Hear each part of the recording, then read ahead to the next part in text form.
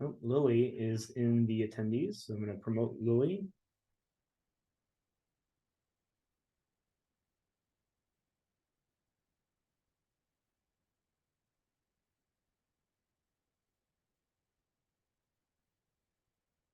And Peggy.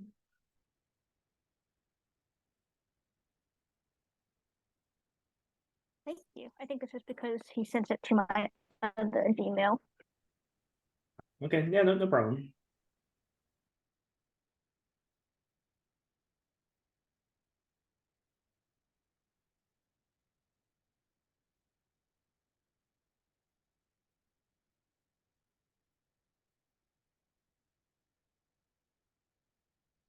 Hi, everyone.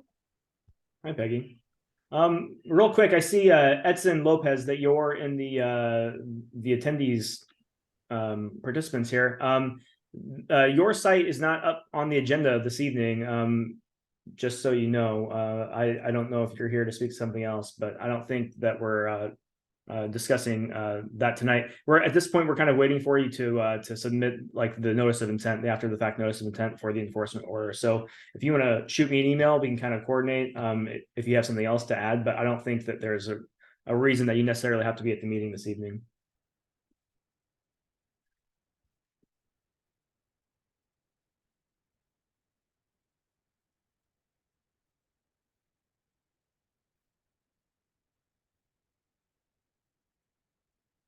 All right, well, I did speak to Joyce this afternoon. She is planning on attending, so we'll give her a few more minutes here.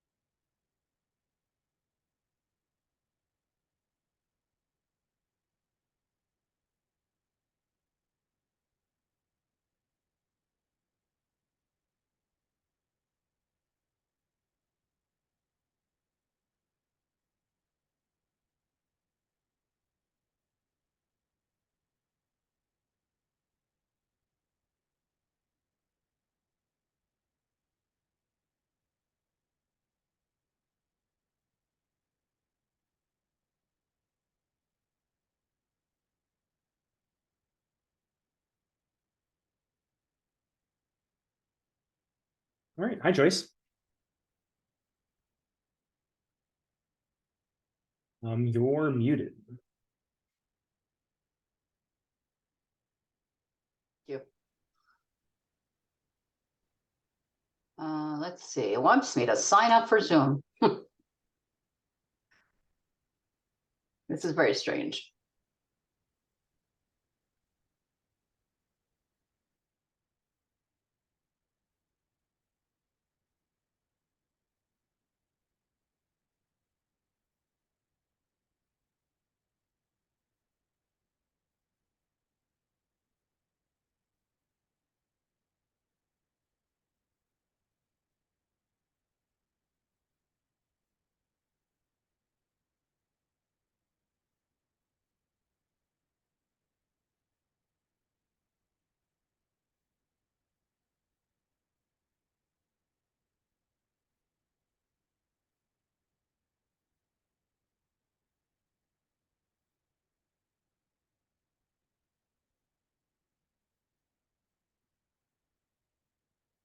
Good evening.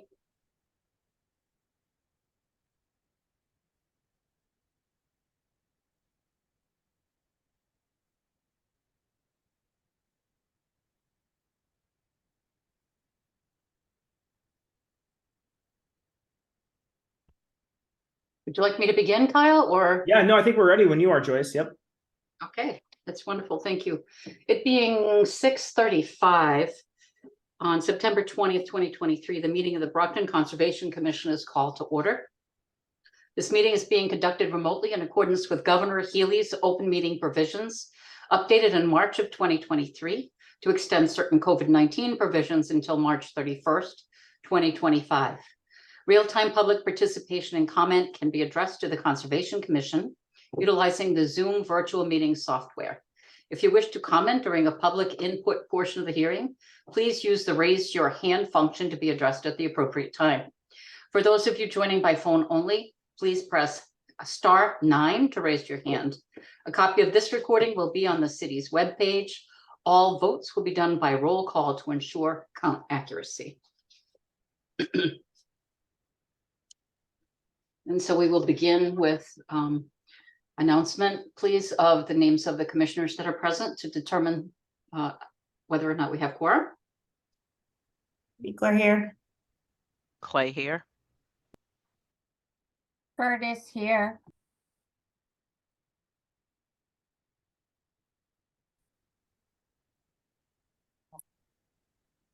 Lily? Do I go Lily before here. Lily? Map here? Okay, and Voris here. So quorum is established. Thank you. For this evening, Lily, I believe you're going to be observing for one more evening. Is that correct? And then begin voting at the next meeting. Is that correct? Yes. Also, my internet's a little unstable, but yes, I will be observing. Okay, thank you. Okay, just a few announcements. For the general public, there has been a change in meeting dates for the next few months because of holidays. The next meeting will be on October 4th. That meeting will have to have paperwork filed by September 20th for any new applications. The next one will be November 15th with a file date of November 1. The third one is December 13th with a file date of November 29th. And finally, January 17th with a file date of January 3rd. So just take that into account and put it on your calendars, please. And also there have been some agenda items that have been continued to the October 4th meeting. Those are number 13, 549 Copeland Street, number 14, 10 Peckham Avenue, number 15, 166 East Ashland, number 16, 339 Quincy. And also there was a legal notice that was not posted for 82 Ames, so that will not be heard this evening. Was there anything else, Kyle? No, that was it. Okay. Great job. Thank you. Yeah, so those will not be addressed on tonight's agenda. So if you're here to participate or to have any kind of input on those will not be heard this evening. Okay, with that said, the first matter on the agenda would be the meeting minutes. Has everyone had a chance to read the minutes of the meeting from August 16th? Yes. Any changes, edits, or anything? If not, then I would entertain a motion, please, to accept the minutes. Make a motion to accept the minutes from August 16th meeting. Could someone second, please? I second the motion. Okay, the motion has been made and seconded. Roll call vote for acceptance of the meetings, please. Beekler, aye. Clay, aye. Curtis, I. Map I. And Voris, aye. Motion carries. Thank you. Okay, the first item on the agenda would be a certificate of compliance for property Grove Street gas main replacement. It's a public utility project. Is someone here as an applicant to speak to that project? Yes, I see Rebecca. So I'm going to promote her to panelist. Thank you.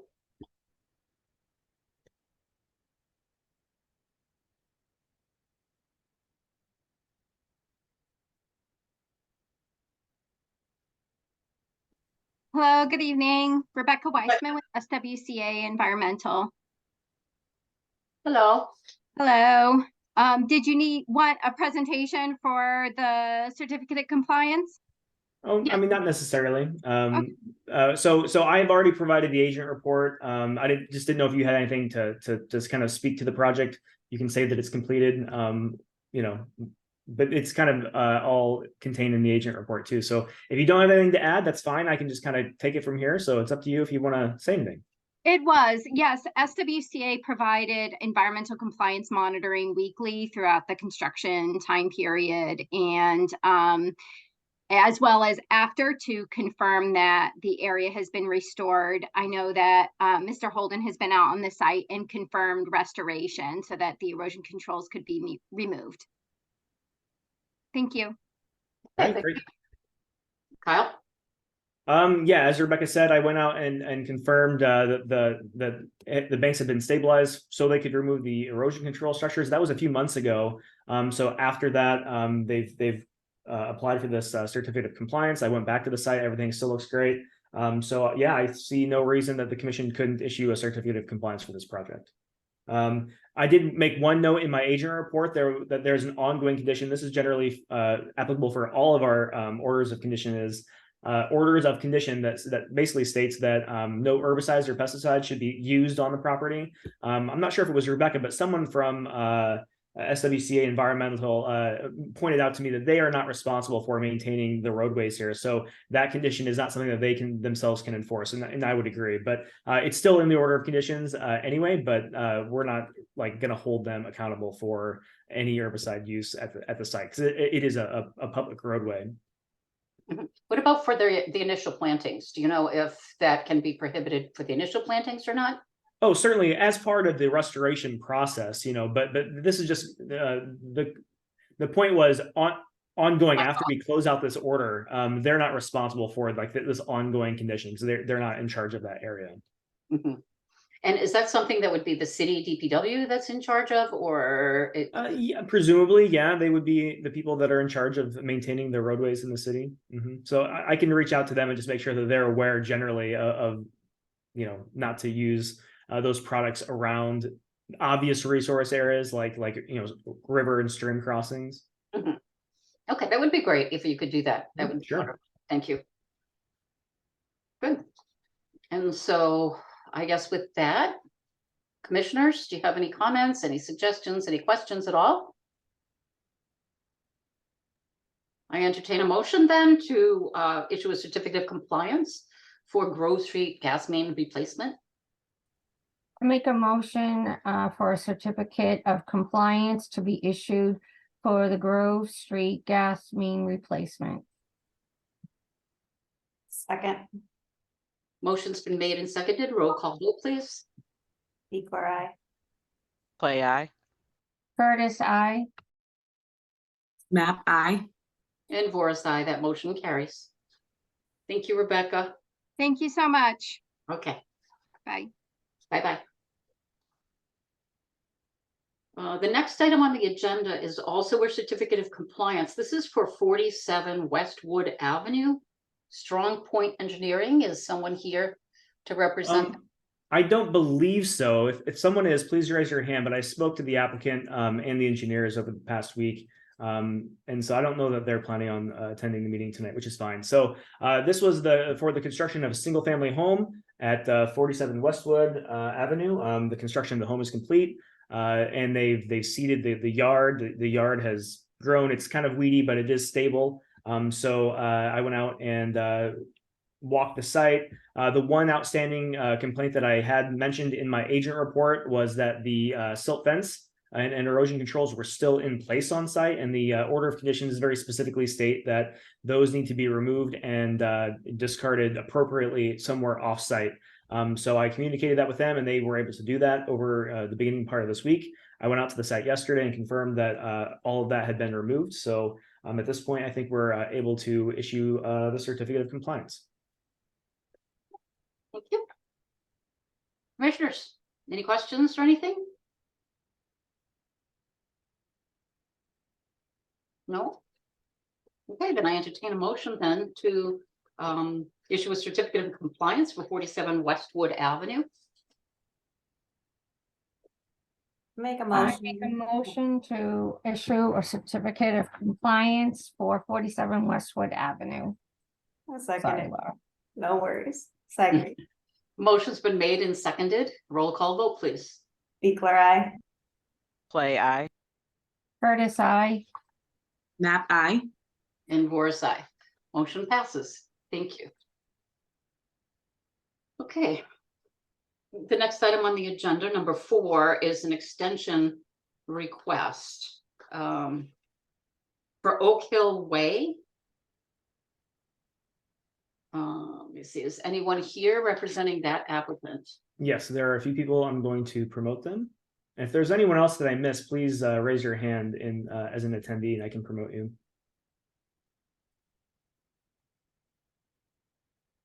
I think that may be it. Let's see if that is.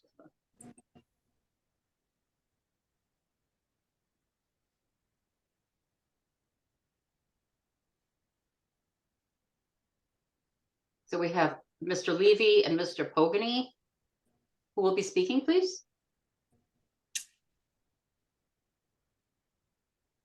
Yep, my name's Eric Levy, and I'm the owner of the property in partnership with Lou Tarantino, so Brockton resident, and met with Kyle earlier in the week.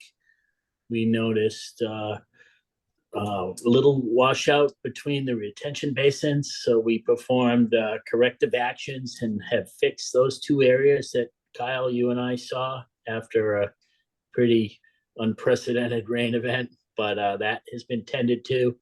I have no issues kind of complying with your recommendations to, you know, make sure that any containers, empty containers, or there were some porta johns that were probably less than 100 feet from the buffer zone. So we've already started moving those and should take less than a week to confirm that everything is outside of the 100-foot buffer zone as required by the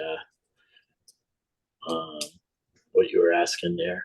I have not reached out to Meadowbrook or the erosion control company to see what their schedule is to, you know, replace. I think that was another recommendation that you made, Kyle, to replace the kind of dated silt sock that is kind of gotten worn in several areas. So we're open to do that. I don't have a sense on how quickly that can happen, but we've begun the process. Mr. Levy or Mr. Foden, I'm not sure who, could you just give us a brief history of the actual project and what exactly is going on there? Yeah, so you know, this is what we call phase 1A. So it was basically building the road to enter the property. We had to come across a bridge and bring in water and sewer and you know, put up a retaining wall along the side. It's about 1,000 feet of roadway that was constructed, and then built. I'm sorry. Two Oh, it's breaking. almost as part of two retention base. I'm sorry, I can't hear you. It's all broken Can you up. hear me okay? That statement was better. All right, yeah, sorry for the poor audio, but so we basically building about 1,000 feet of road and two retention basins as part of our phase 1A.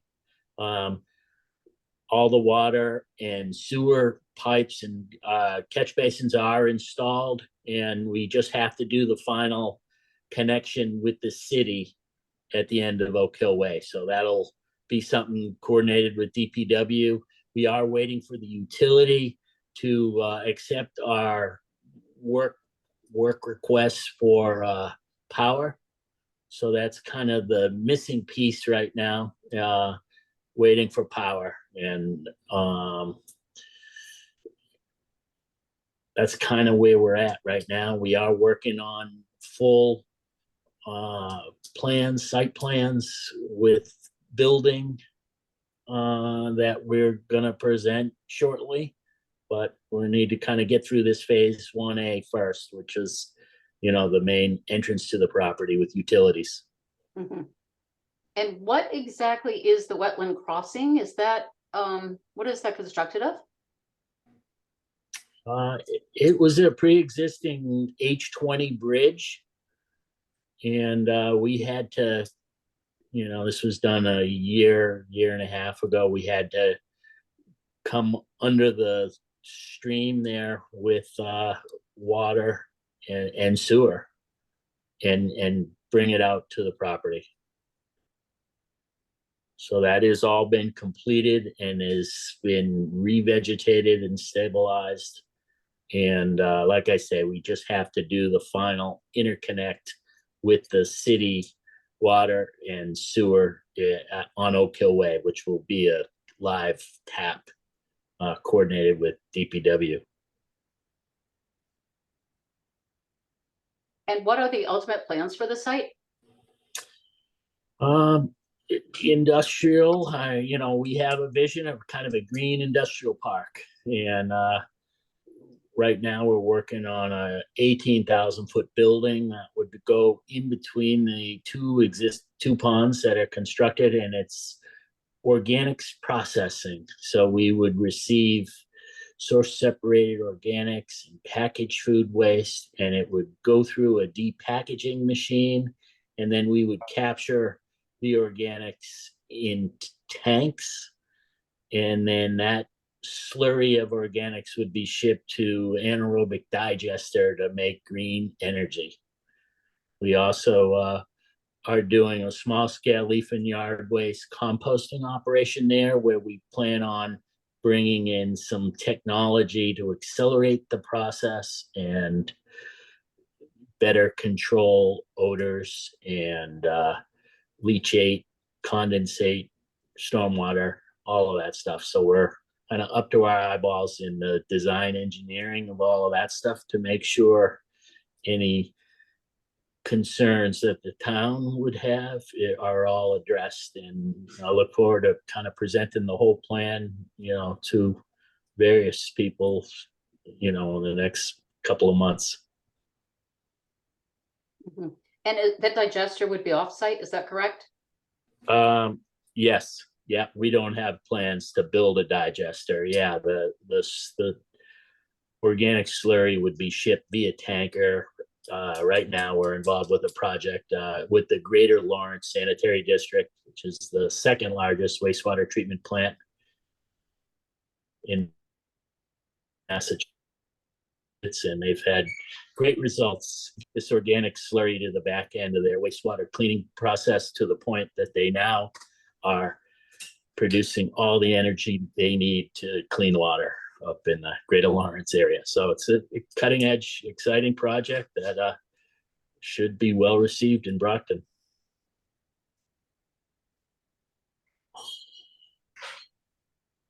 Kyle, your report. Yeah, I have a couple things to add. Thank you, Eric. So I've shared my screen here. So this is kind of just kind of want to talk through kind of what this shows here. So this rectangle here is kind of outlining the phase one that we're currently kind of working through. And these are the two already constructed stormwater basins. Those are, again, already installed. Eric had mentioned that there was an 18,000 square foot building that they're planning. That's going to be in this footprint right here. And then you can kind of see outside of that phase one area, a couple other buildings. This is where the other development on the site is outlined to be eventually put. But currently, we're just dealing with a phase one.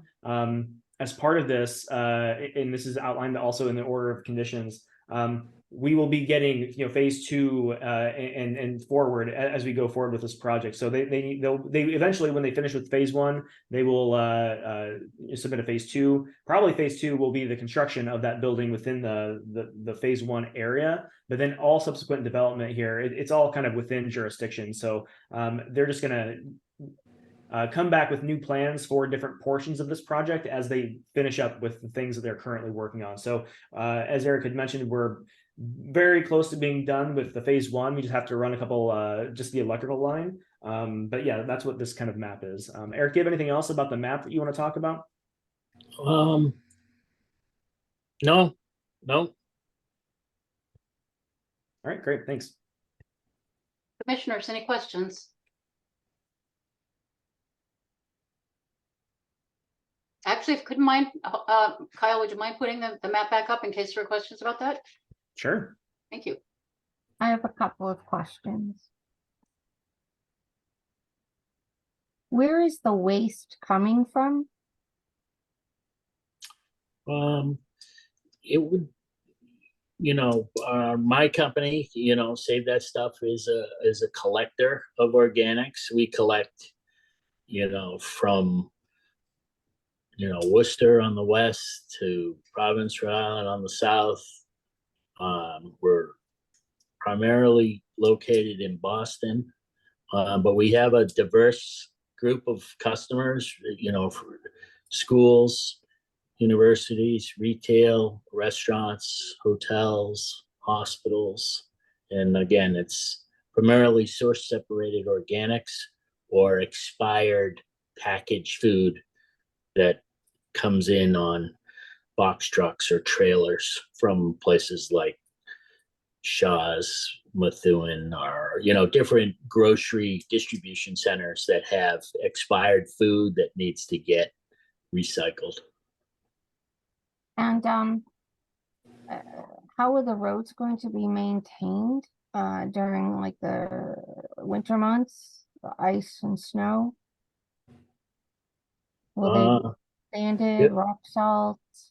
Is there any possibility of that getting into the wetland? In terms of are you talking food waste or snow plowing? Or Snow plowing, sorry. yeah, I haven't thought about it, but I imagine just regular plowing is what we would do. We have loaders and bobcats and things like that, so plowing is an easy thing for us to control on our own on site. Mhm. Yeah, I haven't thought about ice melt or rock salt or anything like that, but we'll certainly be sensitive to that, considering we have pretty much wetlands on all sides of us. Mhm. So duly noted. It does look, are you abutting right against the wetlands? Where's the 25 30. foot? Yeah, right in there. Yeah, I think the blue line, this dark blue line, I think is the flagged wetland area. So this is a large site. We're zoomed out quite a ways. So I think the limit of work mark here is 25 foot. So just to put that kind of in perspective. So it looks like there's not a big gap, but it's not in a it's not right up against the net wetland. There's going to be space there. Mhm. That crossover area looks like it was pretty tight there. But Oh yeah, I mean, and this is, and so they part of the big part of this first phase was the construction of this road, and so they had to go through all the steps to kind of do that correctly here. Mhm. And so this was actually permitted quite a while ago, right? When was the original permit was issued, right? Yeah, I've got that here, Madam Chair. So the original order of conditions was issued on November 1st of 2017, and they received an amendment in 2021 and an extension in February of 2021. And then what was that amendment for? Mr. Levy, do you know what the amendment? Yeah, I don't even recall, to be So honest. in my Yeah. agent report, I've got that the amendment was updated to include plans for phase one. So I'm not sure what the original plan was, but I think that what they did is they parsed out different phases, and that's what the amendment was. So this part of it was already conditioned, correct? Yeah, absolutely. Yes. Okay.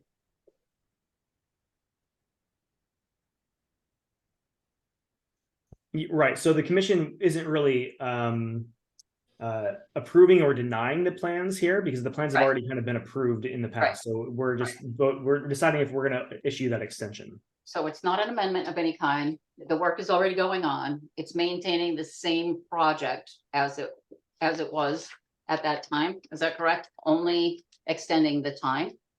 Yeah, that's correct. That's my understanding. Is that correct, Mr. Levy, too? Yes. Okay.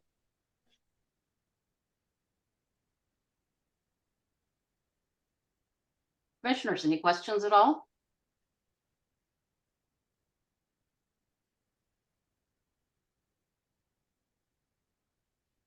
Oh, Ruby is not here this evening, is she? Is Ruby here? Is she on a different screen? Ruby, Yes, any questions? yeah. Nope, I'm here. No? Okay. Thank you for sharing, Kyle. Sharing is caring. Does Kyle have any concerns? Yeah, so in my agent report, I outlined two kind of concerns that I had with this project. Eric kind of spoke to both of them. So the first one was they had some recycling, like empty recycling, like big industrial sized containers that were staged like within 100 feet of the wetland line. And that was something that was not permissible under the order of conditions. So I noted that. And Eric has already mentioned that they are willing to move those outside of that 100-foot boundary to the wetland. And then additionally, I noted that the erosion control structures, like the current silt sock that's in place, is in pretty bad shape, and that needs to be replaced. And so they've already kind of spoken to that as well, that they're willing to do that replacement. And I've already kind of spoken to Joyce about this next statement that I'm going to be making. We don't necessarily have to wait to issue this extension until the erosion control is in place and replaced, because maintaining properly functioning erosion control structures is part of the order of conditions. So if we offer the extension and they do not follow through on the replacement of the erosion controls, then we can issue an enforcement order. So, you know, we don't necessarily, this one is fairly time sensitive. I think this order needs to be replaced.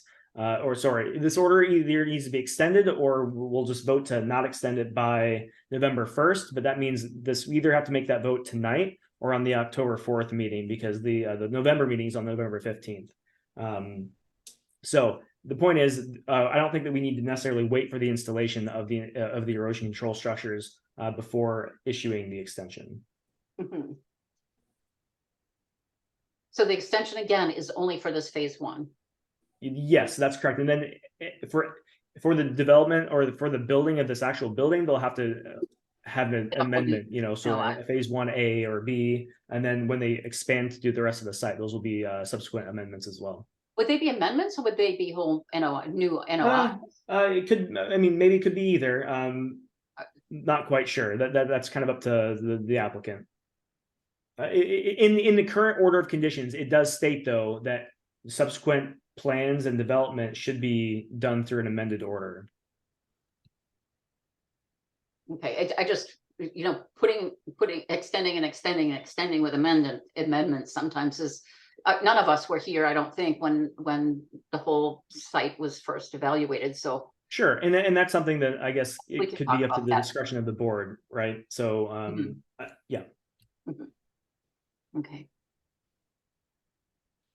Commissioners. Questions? Madam Chair, one thing, I see that there is one hand up. hand raised. Right. I'm not sure if that's for this project. I'm going to go ahead and promote Tracy just to see if she has comments. And also, Mr. Pogany, I don't know if you have any comments to make.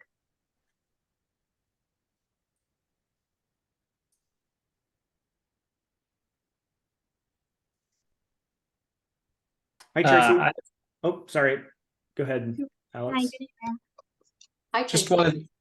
wanted to add that I reached out to Meadowbrook regarding the silt sock already, and we have a call in, and they said they'd call back soon. So making some progress on that. Thank you. Ms. Duarte. Hi, Welcome. good evening. Welcome. Just want to introduce myself for the record. I'm Tracy Duarte. I'm a civil engineer at NBL Land Development. So we are working with the owner on the final design of the full development of the site.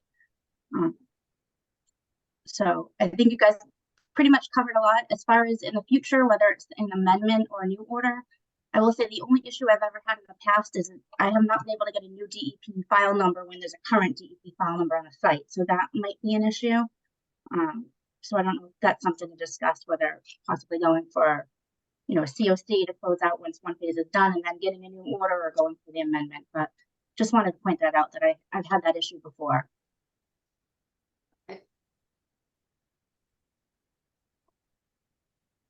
So, commissioners, any further questions, any discussion at all?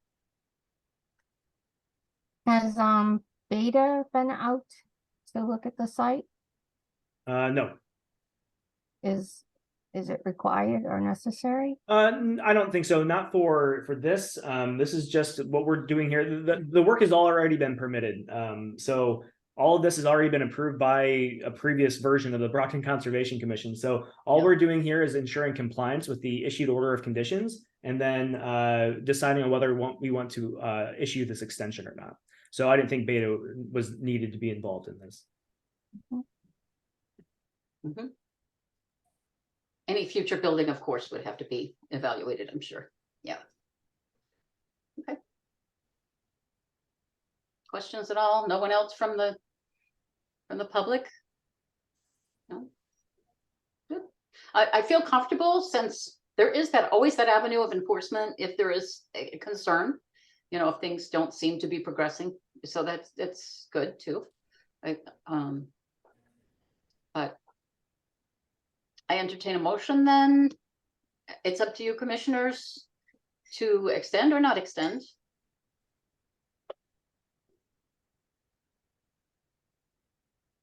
Is it possible to continue to the next meeting with, to see what progress is made on the silt sock? Except that they do need, this will automatically expire November 1st, right? If there's, Oh, okay. Yes, but I mean, so the next meeting is October 4th, so we could continue this to the next meeting, but we would have to come to a decision on the October 4th meeting, one way or the other. Mhm. Mhm. Kyle, quick question. You're gonna, once they've completed the conditions that you've stated for the silk salt controls on site and it's removed, you'll follow up that that's on full compliance, correct? Yeah, so at the very end of my agent report, I kind of had this little paragraph where I kind of allude to the fact that there are other concerns that I have for this site that are kind of outside of the scope of this phase one Mhm. extension. So I will be out there for other reasons in the next few weeks anyway. So I can certainly confirm and ensure that the silt stock that we're requiring with this extension is installed, appropriately. Okay, I'm comfortable with that.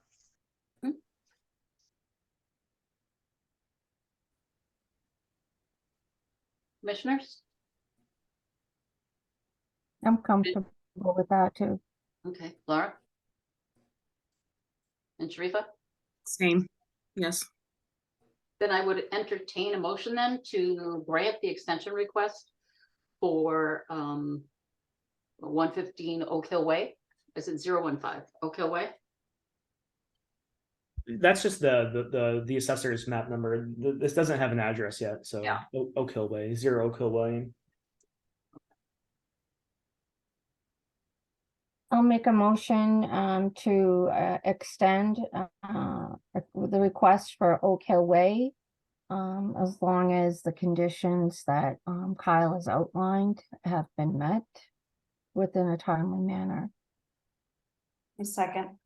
Motion's been made and seconded to extend the order of conditions for Oak Hill Way, parcel 119-015. Motion's been made and seconded. Roll call vote, please. Bigler, aye. Oh, Clay, I. Curtis, I. Map I. Voris, aye. Kyle, you have your hand up? Yeah, so just first off, I kind of broke up on my internet connection there. We had an affirmative vote, unanimous from the Conservation Commission, is that correct? Yes. Okay, great. And then the only other comment was, is this a 3-year extension? Aren't they normally 3-year extensions? That's generally what we do, but I just wanted to confirm that it's a 3-year extension. Mhm. Okay. Mhm. All Oh, right, and great, thank you. Well, a very, very quick note too, if you happen to notice on, I think it was on their agent report, in the first paragraph, you might want to change June 30th, 2023 to 2017. Yes, thank you, Joyce. Yeah. I can make that change. Okay, thank you. Okay. Good. Sounds good. It'll be really interesting to see how your green project continues. Yeah, all right. Yeah, what was- thank you. Thank you. Mr. Levy, would you mind telling me once again what the name of your company is that collects the stuff. Yeah, save that stuff. Yeah, we've been in business for 30 years, currently located in Charlestown under the Tobin Bridge. Uh-huh. Okay, thank you. Thank you to the commission, Kyle. Okay. Thank you.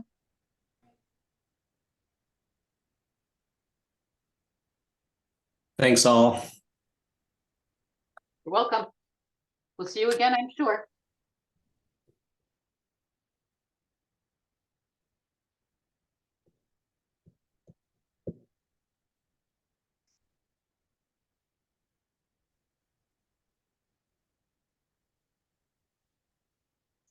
I see that Isaiah is in the meeting now. I'm gonna promote him to host. My internet's kind of being funky. I don't want to drop out and cause Okay. us to crash. So Okay, and Mr. Pogany and Mr. Levy are still, give me one moment, please.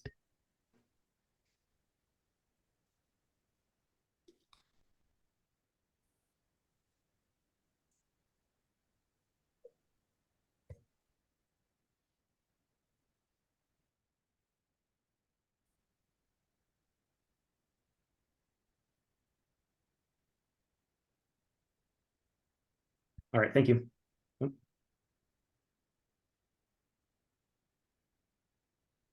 there is a Mr. Kozerski with a hand up. That's for the next thing on the agenda item here. Okay, thank you. Thank you. So the next agenda item is 115 Goldfinch Drive. Kyle, if you could verify that there's a DEP file number and that abutters have been notified? Yes, this filing was complete. Butters were notified, and DEP did issue a file number. Thank you. I'm And promoting Thomas to a panelist. Mr. Przerski.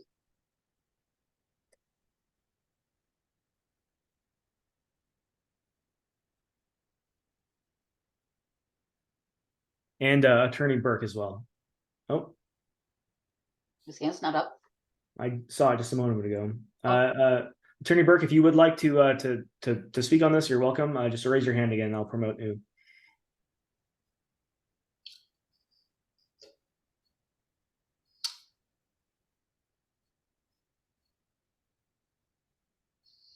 Kyle, when you, or the Madam Chairman, when we're ready to get started, if you'd like to share the screen with me, I'd be happy to do so. Yeah, absolutely. I'll do that. Give me one moment and I'll pull that up. That's Mr. Przerski speaking, right? Are you from Merrill? Yes, my name is Thomas Przerski. I'm a professional engineer with Merrill Engineers. I'm one of their directors. And just let me know when you'd like me to start. Mm-hmm.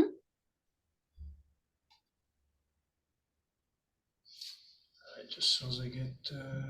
Yeah, if you'd like to give us some background, Mr. Przerski, then Sure, I'm sure by then absolutely. the maps will be up. Okay. Okay, can everybody see that screen?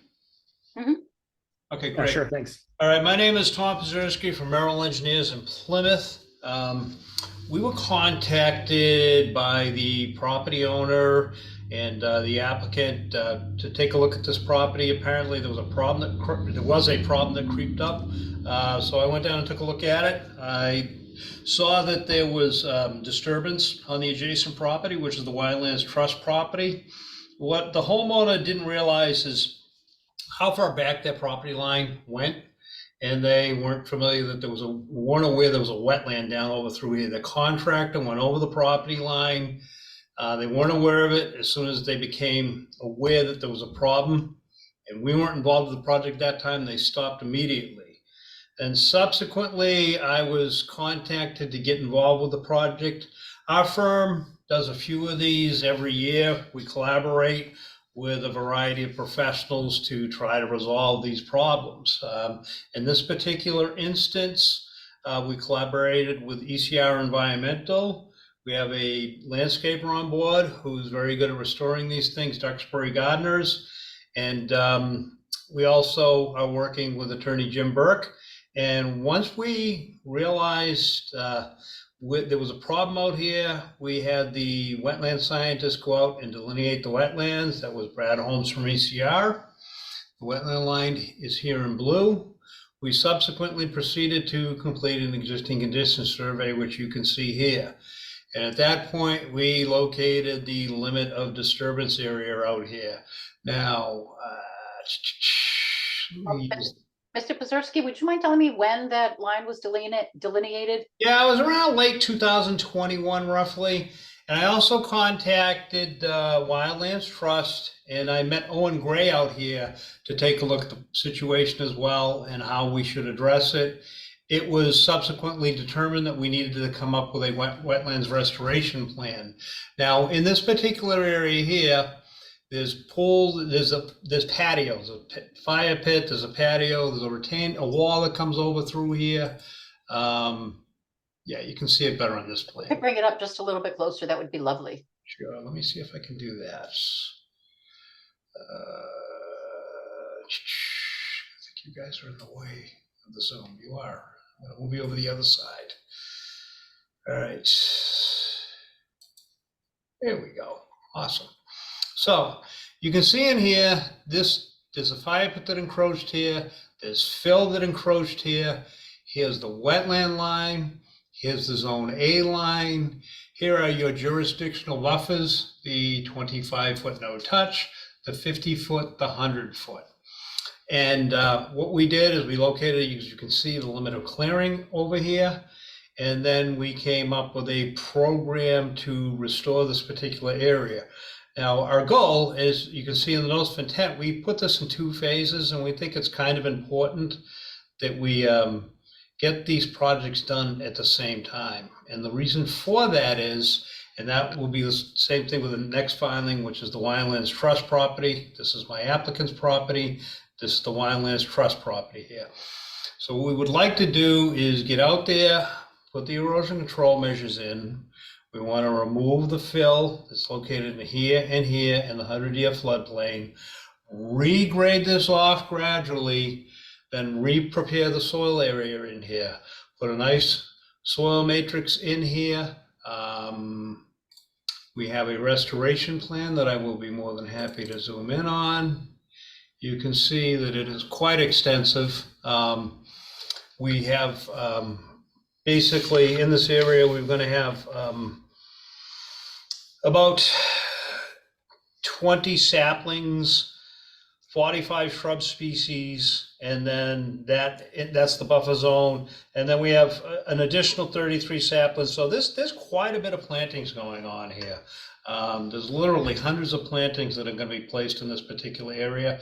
So what I want to do is I want to prep this area, grade it off, clean it off, get it restored as best as we can in natural conditions, remove these structures here. Now, one important component of this restoration plan is to, and I'll zoom in on this a little bit.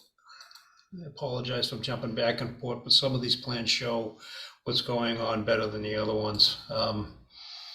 Is I want to take this wall, and I think it's important that we be allowed in this phase 1 to take this wall and rebuild it over here. By the way, Kyle, we're not going to, the plans that we provided to you this afternoon, there's not going to be any wall height that's exposed more than 3.5 feet. So we don't need a structural wall. We will have a cap on it.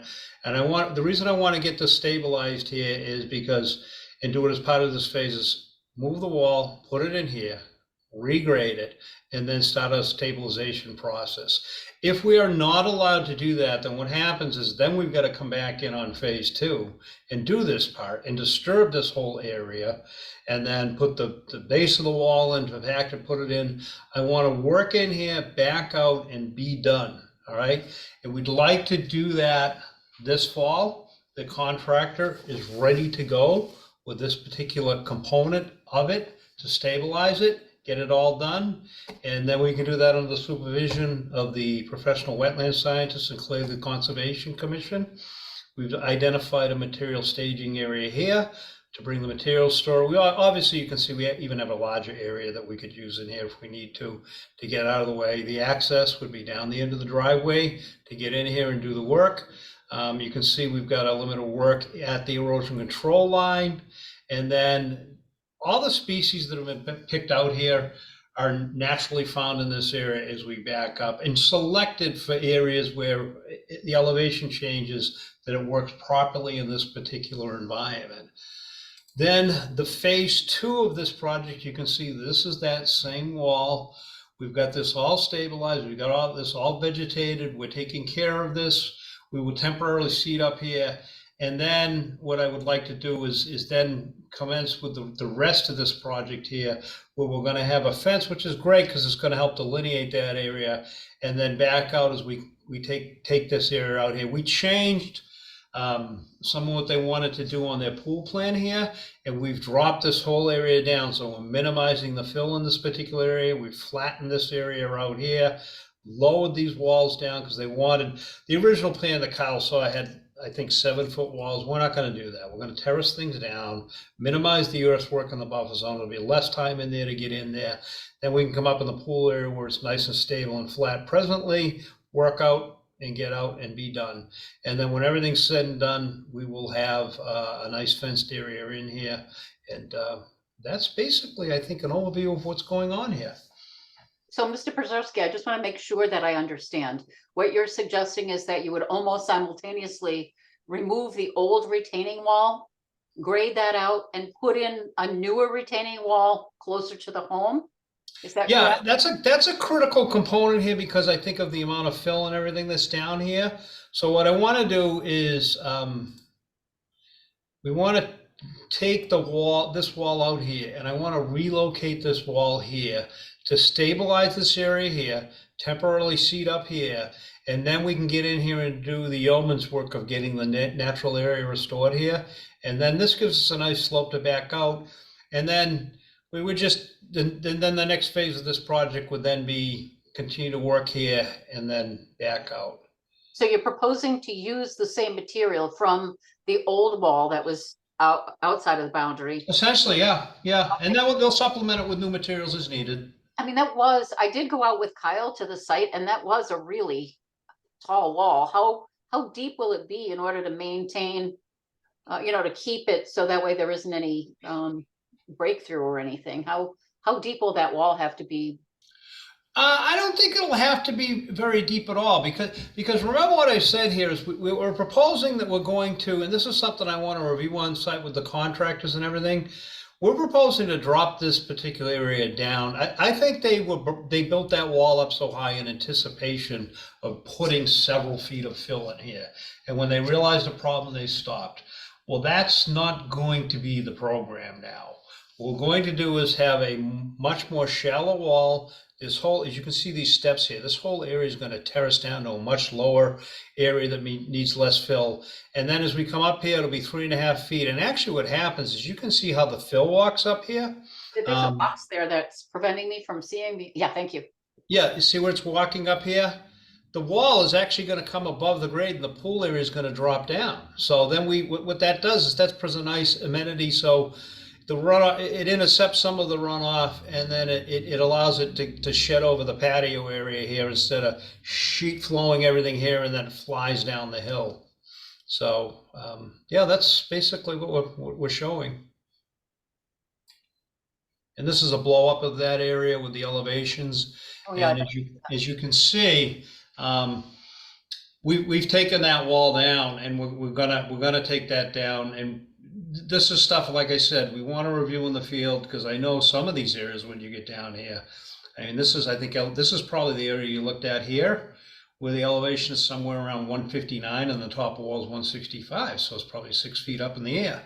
Yeah. That situation is going to go away. So in this case, the top of the lawn area is 165 with what's that grade going? So it's 160? Yeah, 165.5, we've got a 167, we've got to tie in because that's what the existing natural grade is in here. Then we slope it down gradually, as you can see, and as we come down the bottom of the hill, we feather it down and flatter. Uh-huh. And what about over towards where it says stone retaining wall, the 160 mark? You see the 160? Yep, right here. Yeah. Yep. Yeah. We're gonna, this is all fill here. We're taking this out, regrading. This is all gonna become nice and flatter in here. This is all gonna be nice and flat when everything's said and done. Yeah. So is that 160 going to be like a Is that going to be a little rushed into the wetlands area, or is that going to be a 5-foot drop there? No, Okay. no, you can see that's why you can see we're taking this fill and we're bringing as best as we can figure out where the natural grade used to be, and trying to keep that watershed going here, and going here. So we're trying to fan things out. And then the other thing, the important component is we level this bottom area off nice and flat, so it helps dissipate things down here.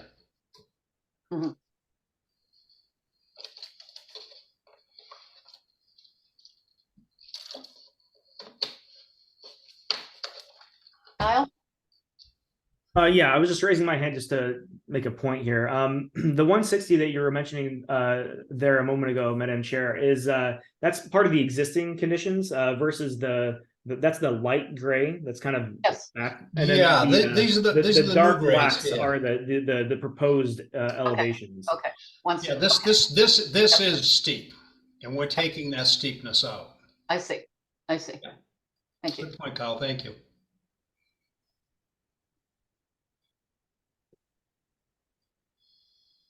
Kyle, do you have anything else to add, or? Yeah. So these plans that we're looking at now are new plans that weren't part of the original NOI submission. So I just received these plans this afternoon at 4 o'clock. So I haven't had a lot of time to review these, and this is not what I wrote my agent report about. So in my agent report, I'll just kind of summarize that. And obviously things have changed now because we've received new plans. But in my agent report, I kind of mentioned that there is this kind of drive to try to get this restoration plan started this year. So we have some growing days left, but we're kind of getting to the end of that growing season.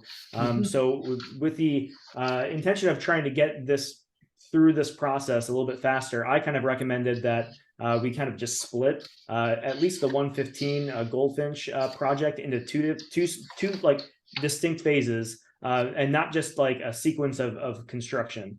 My proposition was to do phase 1, which is just the restoration, and then come back later with the phase 2. That way we can have a little bit more time to look at the actual wall. And Thomas did address one of the concerns with the wall that I brought up, but that was kind of my initial kind of thought on this, was to kind of split this up into restoration plan in phase 1 and then construction in phase 2.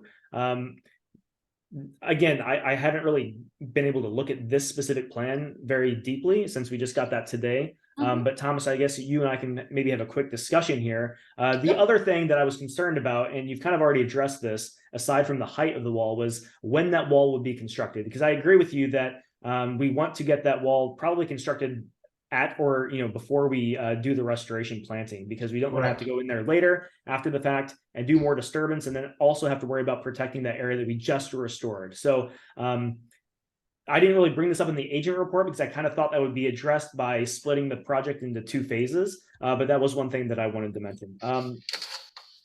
A couple other concerns that I have, generally speaking, are just a comment. I know you said you've lowered the elevations of the new proposed wall, and I did see that on the plan today. I just want to note for your reference, and so you're aware, it's not 4 feet above grade. It's 4 foot for the entire structure of the wall, including the footing, if there's any footing buried below the grade. So anything that the entire structure of the wall, if it's 2 feet below grade, below the ground, and there's just 2 feet above, that's still considered a 4-foot wall as far as the building department is concerned. So just make sure you're aware of that. Okay. And We'll this take is a look really at just that as well. the Thank you. concern is having unbalanced fill on a retaining wall, especially here in someone's backyard. We want it to make sure that it's structurally sound. So we don't have any issues with that down the road. I did have a question though on that new document that you have. I think down at the bottom of this plan, you have kind of the side cut through view of the wall, and there's that's the wall that the landscape designer wanted to put in. Yeah. So can you describe to me how the drainage pipe functions and what's all hooked into that drainage pipe on that plan there? Okay, typically we could detail that out more. If I was to design this wall here, what we would have is this drainage pipe actually would be sit up here and you'd have to put out outlet at every 10 feet. This would be granular fill. This would be filter fabric here. This would be loam. The filter fabric helps protect the stone. So when the runoff comes to the wall, down to the wall, it can get into the subdrain and then come out. And then typically you'd have outlets every 10 feet on center or 20 feet on center for relief of the hydraulic pressure. Okay. All right. Well, thank you. I just wasn't sure even how that was supposed to function under ideal circumstances. Yeah, So, and just so you know, Madam Chair, Kyle was great. He gave us these comments late last week, and then we jumped right on them. So that's why there's just such a quick turnaround on getting this. And you know, some of the highlights of what you're seeing before you is in response to his comments, which do include identifying the limit of work boundary, changing for silt sock detail. We had straw wattle. We added a note that no grades will exceed 3 to 1, which is note number 7 here. And then we added a material staging area. And the other thing we just finished talking about is addressing the wall height, and the need to have that in the phase.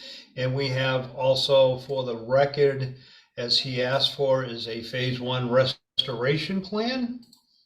And we have a phase 2 pool plan. So we meld both projects in one right after the other so you can see clearly what's going on.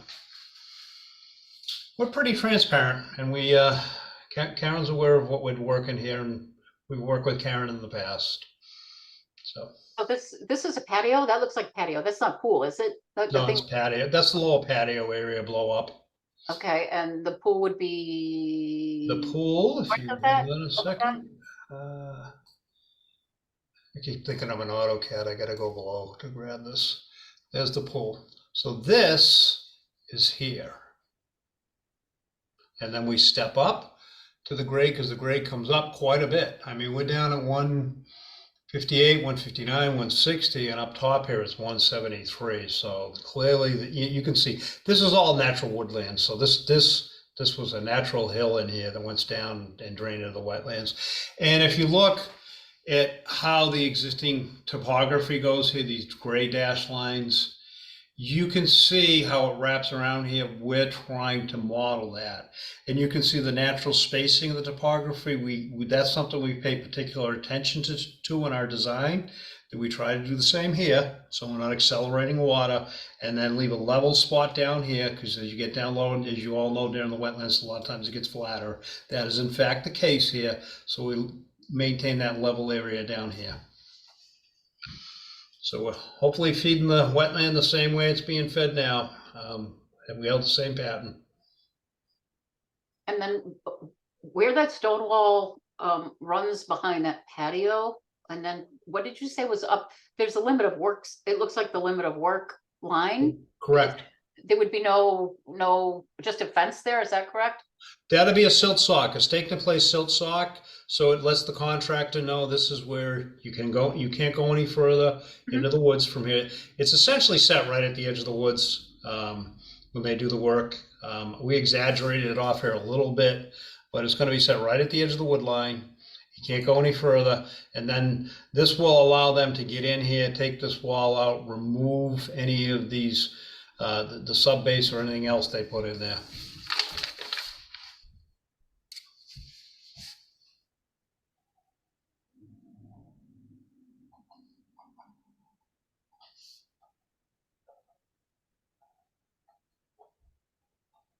Commissioners, any questions at all? I have a question about the fill. What is the fill? Or where is it coming from? Well, the fill that they put in there was clean fill. It looked like a gravel burrow that they put in to me. So they need to be using clean burrow fill when they do the rest of the stuff. But you have to keep in mind here, this is all cut and removal. So when they do this here, they can take this out. They can use it for minor grading in here and stabilization in here. And then up here, we're already up here. The existing grade is pretty much, we're holding for the pool. We're holding pretty much the existing grade here. It's 173. The pool patio is 172.8. And we did the same here. The existing grade down below is 165. So we're absolutely minimizing as much fill that needs to be imported for this project here. In fact, when they excavate the pool, I wouldn't be surprised if there's material that needs to be taken away. Okay. I have a question about the plantings. Will they be able to be planted this year, or do we have to wait till the spring? No, these species can be planted this year. I went over this with a wetland scientist and also the landscaper, Duxbury Gardeners, and they are ready to go. In fact, they've already got the nursery stock ready to bring onto the site. So they can plant it this year. So that's why I think it's kind of important. We're still in a couple of months of growing season. They did note to me that last year with the weather we had, that they were doing some plantings all the way up till December to put them in place here. But right now we're mid-September and getting towards the end. So I think it's kind of, I think this is a prime opportunity. If the commission approves this, that we can try to get in here as soon as possible and get this work done. And that'll maximize the root uptake for the plants and everything else in there. It's going to be a nice comprehensive restoration plan in here. And one last question. I can't tell from this drawing where the property line is for the owners. It's a solid rectangle, isn't it? What's that? The property line? Mm-hmm. Oh, there's a drill hole back here and it comes straight back here. We also provided the client a proposal today, which they approved, which was to stake out the property line, and as Kyle recommended, to reestablish the wetland flagging out here, so it's nice and fresh before they start. That's And right. we also will stake out the erosion control line. Thank you. Yep.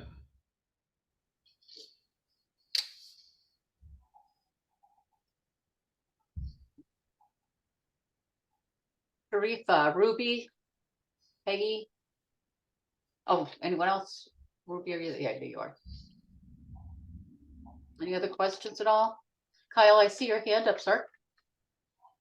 Yeah, thanks. So I guess my recommendation then to the commission is that I would like to have a little bit more time to review this plan, because this came in at 4 o'clock today, and I had just done the very briefest kind of overview. I do like a lot of the changes that we've talked about tonight. I just am not comfortable issuing an order of conditions with this plan, not having a chance to actually sit down and review it closely.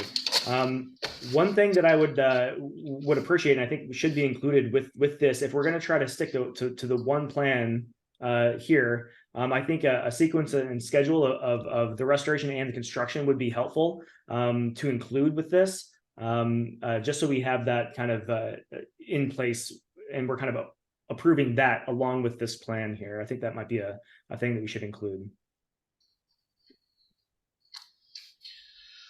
It sounds fine to me. I was going to be saying the same thing, that we really, I mean, our next meeting is October 4th, right? Yeah, it's 2 weeks from today, so it's not a huge time. Mhm. Okay.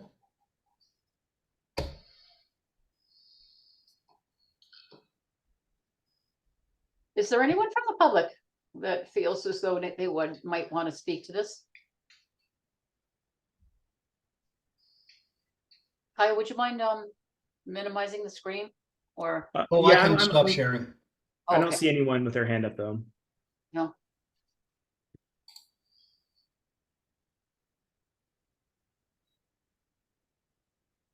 I guess one last comment though. I think the restoration plan looks good. It's just how we implement that with the construction, and that's kind of why initially I had suggested we split this into 2 separate phases, just so we could get Yeah. the restoration approved tonight. But if we're just doing it on one plan, I'd like a little bit more time to make sure that sequence of construction is kind of fine. And then I just want to confirm with the building department about that wall. But I think Yeah, again, let me know on 14, that. it should be fine, so.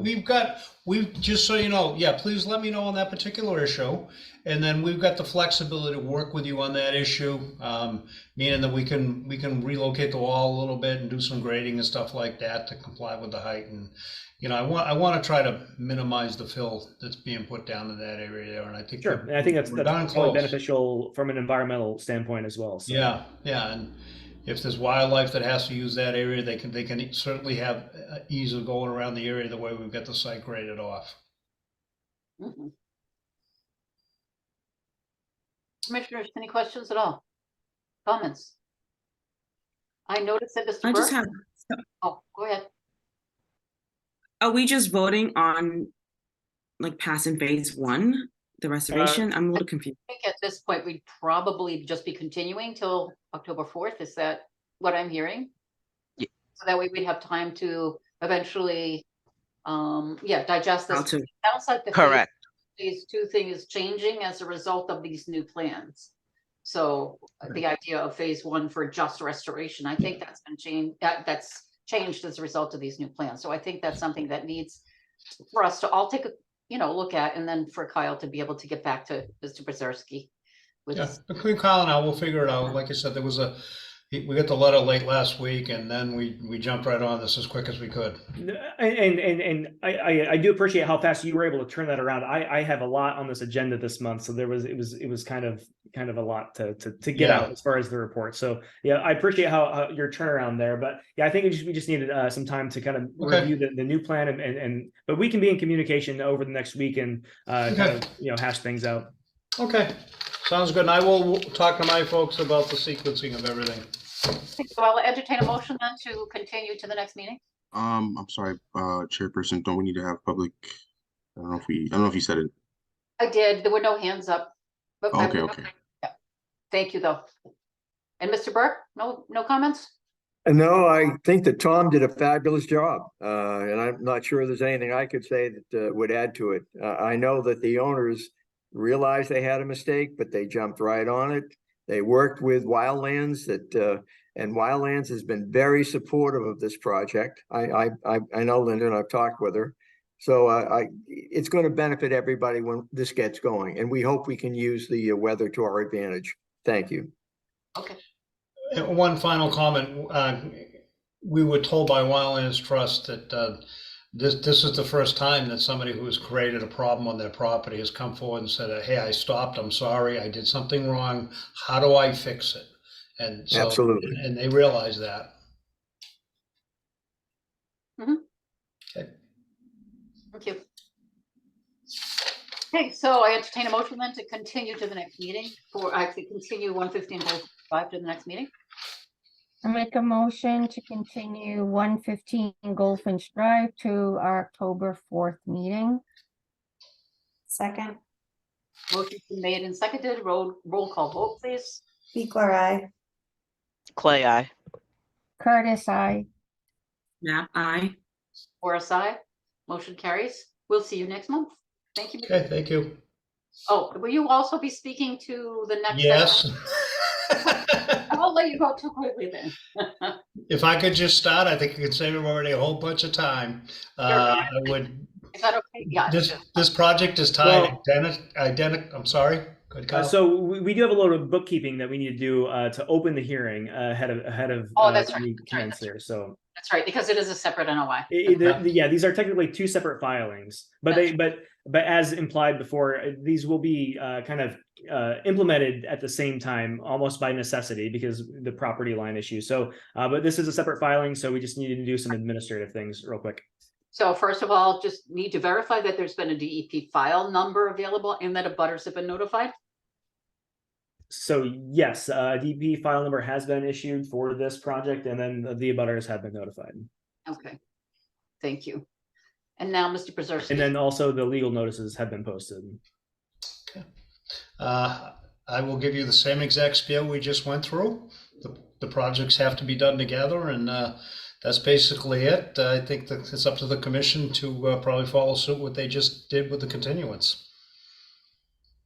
I mean, we certainly can continue this as well if you want them to be issued on the same date, but This project is really just the restoration plan. It does involve some removal of, I guess at this point, yeah, you want, because there is that removal of the patio, we probably ought to do them at the same date. So yeah, I guess I was going to suggest that we might be able to okay this restoration plan, because this is really just the restoration work, but it might just be easier and simpler in the long run to kind of issue them at the same time. Mr. Pazerski, did you change any of the grading or anything like that at all in this part? No, I mean, this is pretty much the same. All I did was tuck the wall up tighter and drop it down, which is on the other client's property. So they could, I mean, that might be a good compromise, is that we can get this one approved, and then on October 4th, we can do the pool thing. And what that'll allow things to start moving along with the contractor. We obviously clearly would get the construction sequence and everything from the wetland scientist and the contractor on both of these. They'll be tied together. But I think this might be a good opportunity to start things a couple weeks earlier than the other one. The only thing with that though is that this plan does just require the removal of some of those things. So if that's something that we think we can deal with, because we don't want to necessarily remove that retaining wall that's existing now partially, you know what I mean? So yeah, I want to link the work that's going to be these started together in the next 2 weeks. Yeah, I want to link these things together. So when that's the other thing too, you have to consider this thing's going to be done it has to be done in rather large phases, such as removal of the fill, regrading, prepping the soil, then moving the wall, getting the wall, and then you put the loom behind the wall, and then you're going to do your plantings. So those are the basic phases. Yeah, I think as we've kind of talked through this, I think just continuing this and issuing them both at the same time is probably the best course of action. Mm-hmm. Commissioners, any questions, comments? Is there anyone from the public that would like to speak to this particular applicant? No? Okay. And I also entertain a motion then to continue West Elm Street extension to the next meeting on October 4th. Okay.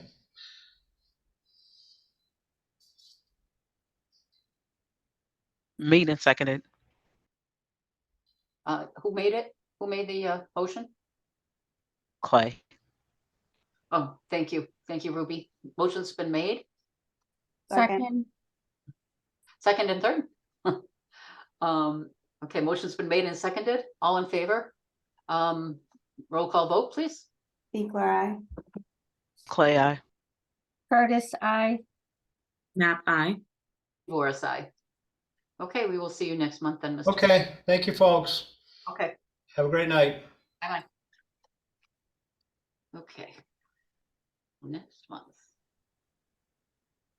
And that'll give us a chance to take a look at that too, I'm sure. Let's see. That one's done. That one's done. The next one is 511 Thatcher Street. Is that correct? That's what we're up to, number 7. Yes, that's correct. Thatcher Street, a notice of intent for solar canopy construction, Farland Corporation. Is there a DEP file number? And have abutters been notified? So initially DEP declined to issue a file number until some filing administrative things were addressed. They just issued the file number yesterday. So in my agent report, it says that there wasn't a file number issued, but there has been one since then. And then yes, abutters have been notified, and this has been posted. The legal notices have been posted. Thank you. And do we have anyone from the Farland Corporation or Solar Canopy here present?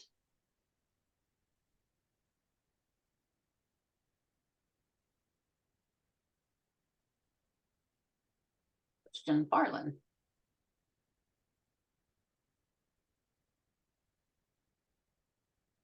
All right, I believe that's it. We have the property owners here as well. Is that Donald Gallant? Yes. Good evening. Good evening, Madam Chair. For the record, Christian Fallon, Principal Engineer and President of Fallon Corp. here tonight representing Parallel Products. If I may share my screen.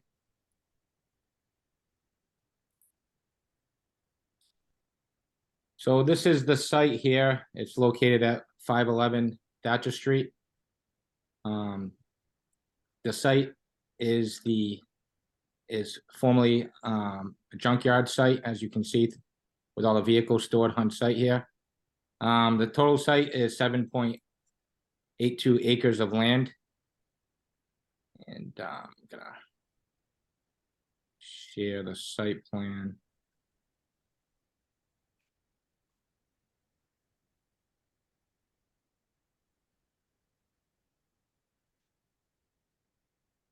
I don't know if you can all see that.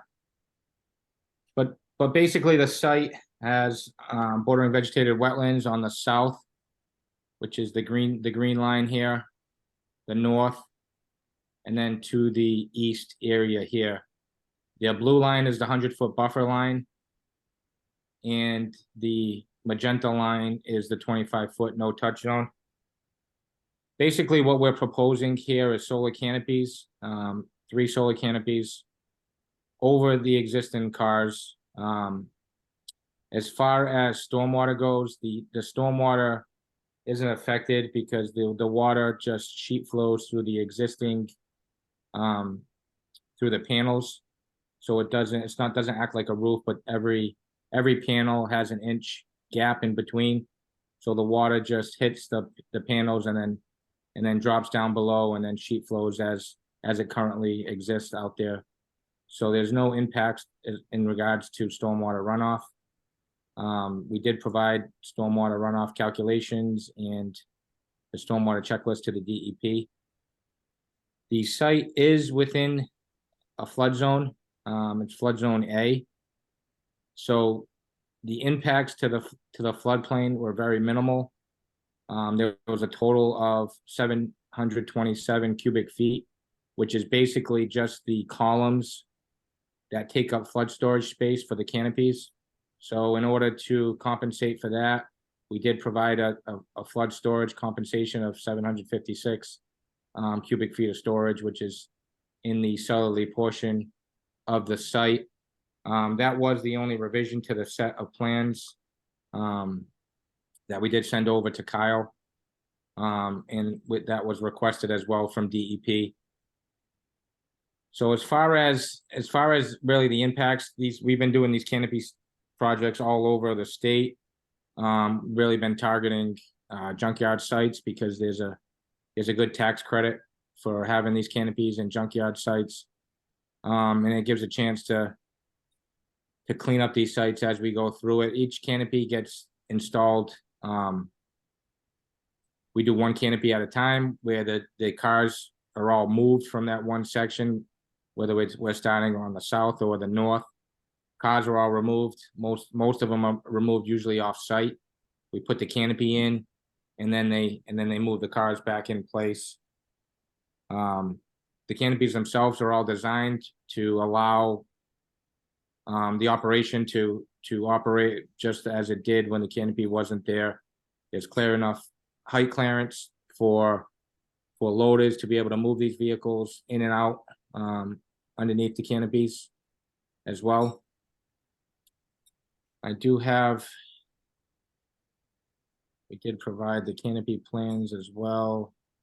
Let's see there. So Mr. Furlan,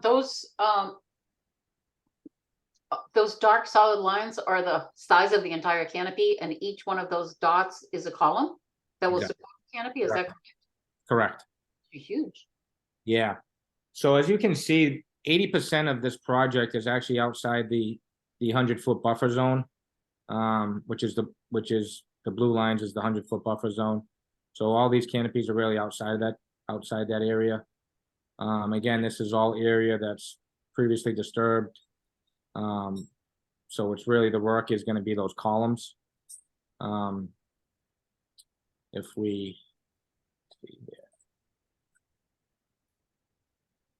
What will the columns be going through? What's the matrix underneath?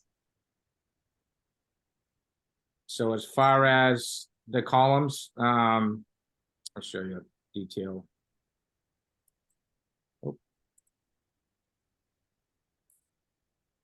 So these are the columns. The depths are gonna vary. Right now we're at, 50% construction drawings, but the depth of the columns, they are 30-inch diameter. And they go down as far as 10 feet typically. So these are directionally drilled into the ground, cordwood drills. There's a steel casing. It gets poured with concrete. Material gets removed, and that's what's left. It's basically like a light pole base at the end of the day, which sticks out 2 feet from the surface. And then the column is placed on that. Yeah, the steel column is placed. Oops.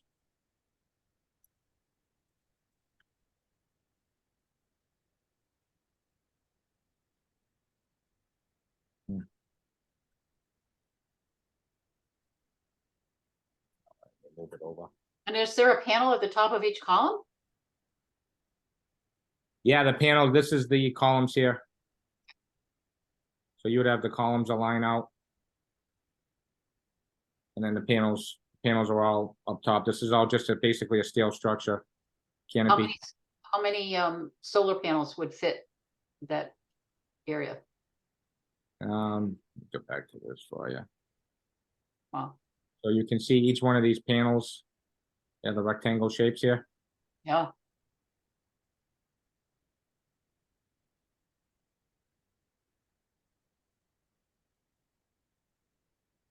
And you're saying there's no water sheeting, huh, from that, or snow melt sheeting, or?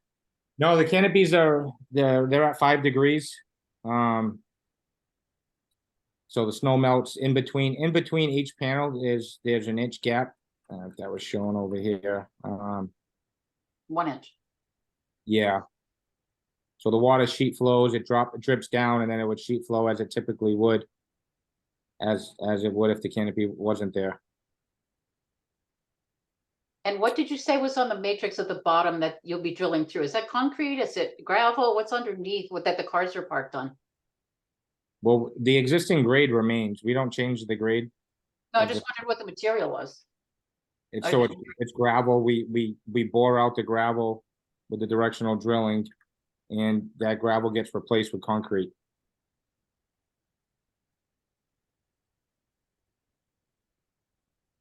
So each one of those will be impervious. Yeah, so that's basically the stormwater calcs as far as impervious. It's that 30-inch diameter. That's really the only increase in impervious area. Which we provide the stormwater calcs, it's negligible, that doesn't impact.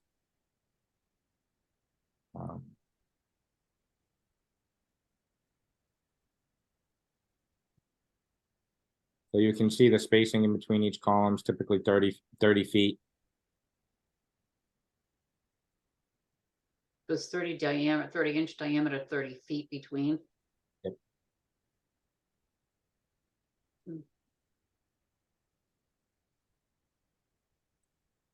And we did provide, previous project we had presented, you guys had a concern with dewatering.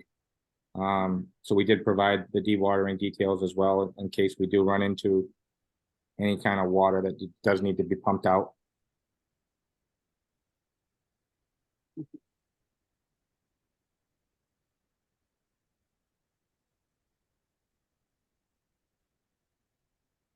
And where's the limit of work boundary?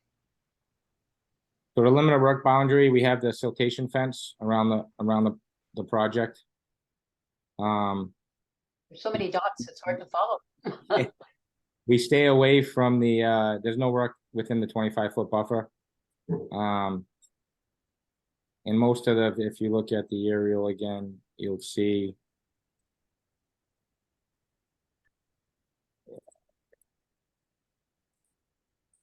I have a couple of questions. See what we're dealing with here at the site's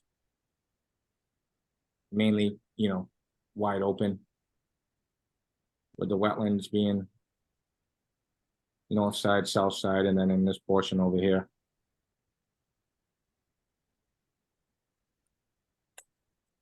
How did they ever get that thing there in the middle of all that wetlands? In the first place. What happens when a panel needs repair, and are the panels made of any hazardous materials? So typically, as far as the panels themselves, they're monitored 24/7. If there are any issues, they typically go out there and will replace any panel that needs to be replaced. But typically they go out there, you know, every 6 months just to inspect the panels. But it's all non-hazardous material, so panels would be replaced as needed. Will the panels block any light to the plants in the protected areas? No, the panels are all outside it's all open area that we're currently proposing over the existing vehicles. We kept them all outside the 25-foot no touch. So there's no really vegetation underneath the panels right now. And when you remove the cars, Mhm. are there any hazardous materials that will be released in the process of moving, and where are you moving the cars to? Yeah, I mean, the junkyard site's under DEP jurisdiction, so anything, they're under their own regulations in regards to a junkyard. So there'll be the cars that are there are already all stripped of all hazardous gasoline, oil material already. So these are all vehicles that are mainly considered clean. And last question, what happens to the gravel that's removed? Where is it going? So the gravel that we remove, it will be removed off-site. This isn't a flood zone, so we can't, you know, put the material back on the ground. Otherwise, we would have to compensate even more than what we're already doing for the columns. So that soil will be removed off-site. Thank you. No problem.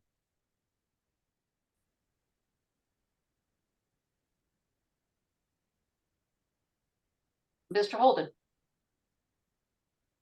Yes, thank you. I just wanted to address one of the questions you kind of asked a moment ago, Madam Chair.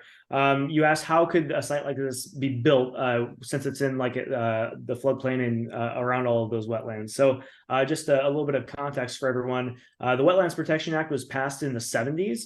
And any site that was like existing land use before then doesn't fall under that law. So like they don't have to, like, they were kind of grandfathered in, I guess, basically. So because it was an existing like land use, I think the site was, in my agent report, I looked at some old aerial photography, and I think it was I think the building and the land use as kind of to store automobiles was done sometime between 1971 and 1974. So that's why this is allowed to be here. It's because it's kind of always been in this area since the beginning of the Wetlands Protection Act. So just to answer that question. And was it that large? No, if you look at historical aerial photos, the amount of automobile storage there has drastically increased since the 70s. If I had to guess on just from memory from a week ago when I was looking at this, there may have been 20 to 30 cars out there initially in the first aerial photo that I saw. And now, you know, there are hundreds. So it's drastically increased the amount of car storage on site. So once the Wetland Protection Act went through, they didn't have to refile because. Well, you know, and that's one of those iffy things because, you know, at what point do you hit a threshold that says, okay, this is where we've crossed the line? And it's kind of one of these, you know, the boiling frog in the pot of boiling water, right?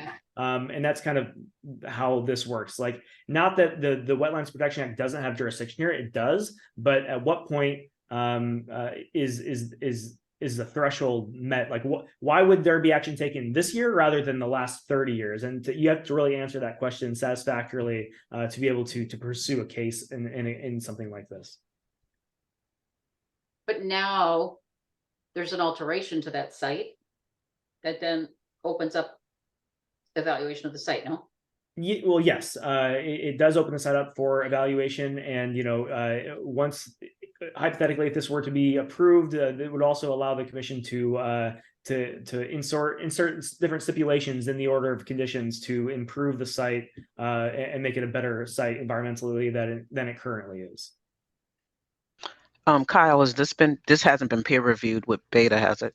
No, it hasn't. That's basically my recommendation in my agent report. Because of this, the site is extremely environmentally degraded, and it's in an environmentally sensitive area. Basically, the entire site is mostly mostly within floodplain, probably 90% of it, and then all those different wetland resource areas. I'm not comfortable making this determination. I would like the commission to request Beta to review this. Mm-hmm.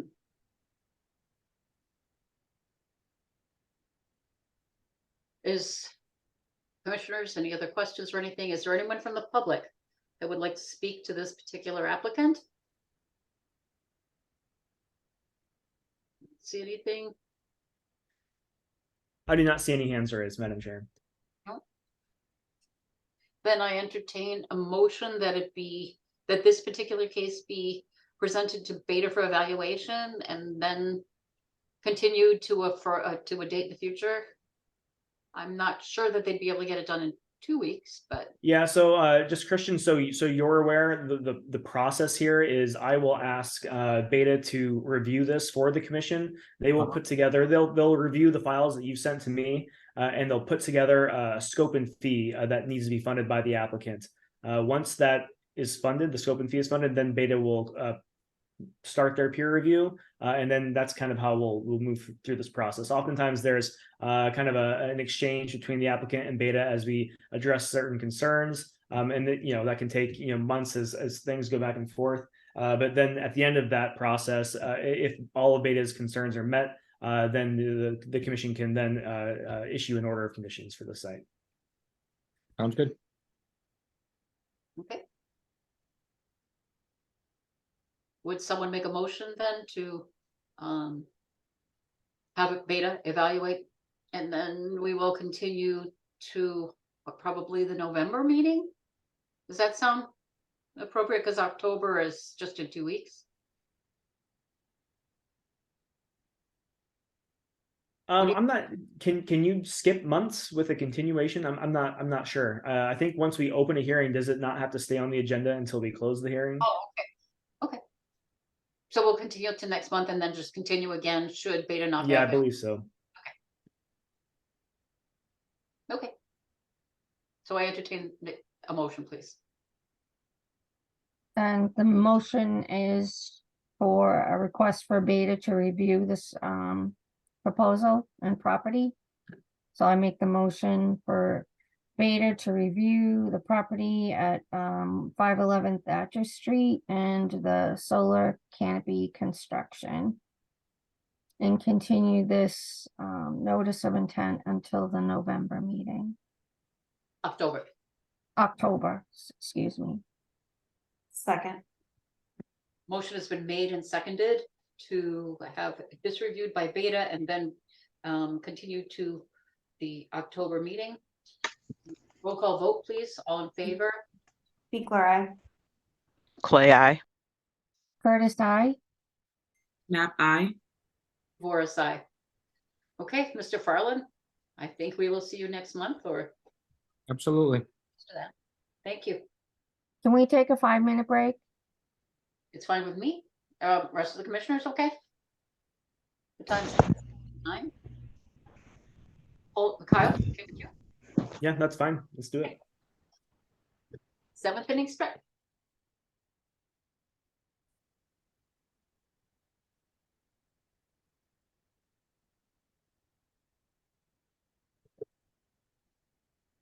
Ah.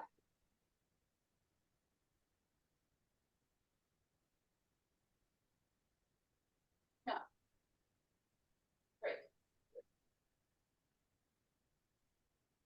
they're going a lot better than I thought it was gonna. The RV sales is down 52% in 1 year. Yeah, it's pretty tough better than the contract.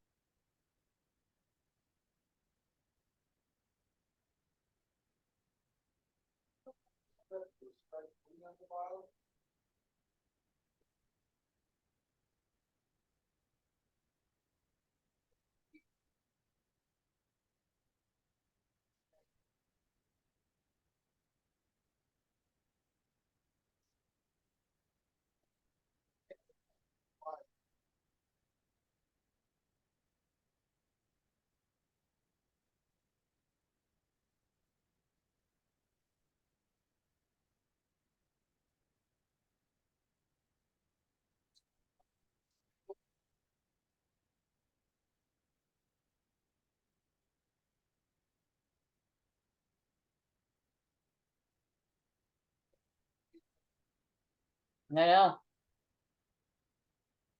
They actually offer it to the junkyard because the junkyard started rent. The solar company. So the solar company is Parallel Products it's called, is willing to.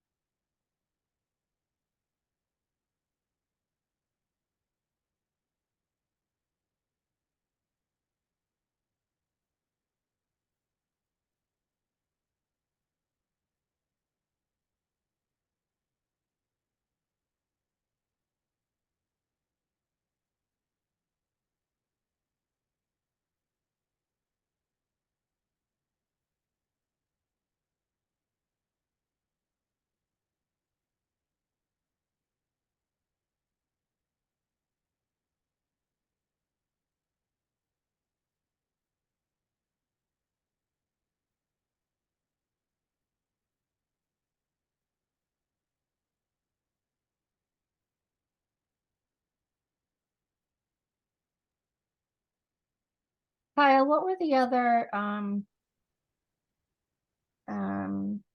filings that were not on the agenda for tonight?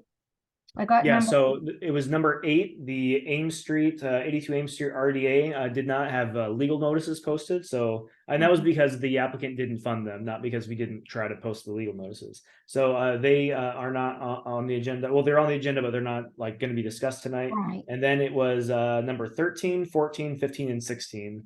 All new file. Well, these are all filings that we had last month. That Beta is in the process of having their comments addressed with the applicant or with the that's how 3 of them are, and then the fourth one, 166 East Ashland Street, has not funded the peer review yet, so they're just kind of on hold on that too for now. Okay, thank you. Yep, So we made it up to present filings, huh?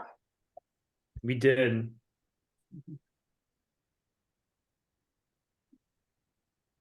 Okay. Are we finished with Mr. Farland? Yes, he is on a thing later on though tonight. So Christian, if you're able to remove yourself, I can remove you, but I think it might remove you from the entire call. So I don't want to permanently remove you Yeah, from how do I never had to remove myself. Would you want to go forward to the number 11? Well, that's up to you, Right. Madam Chair. I have no problem with that. We could go forward to number 11 and is that the one you'd be speaking to, Mr. Farland? The 900 West Chestnut? Yes. We could, if no one has a problem with that, we can just go forward to that one and then come back to item number 9. Sure. Okay. So let's see. Number 11 is 900 West Chestnut Street. At the Knapp Center. That's a Lynch's towing facility, correct? That is correct. Yep. Mhm.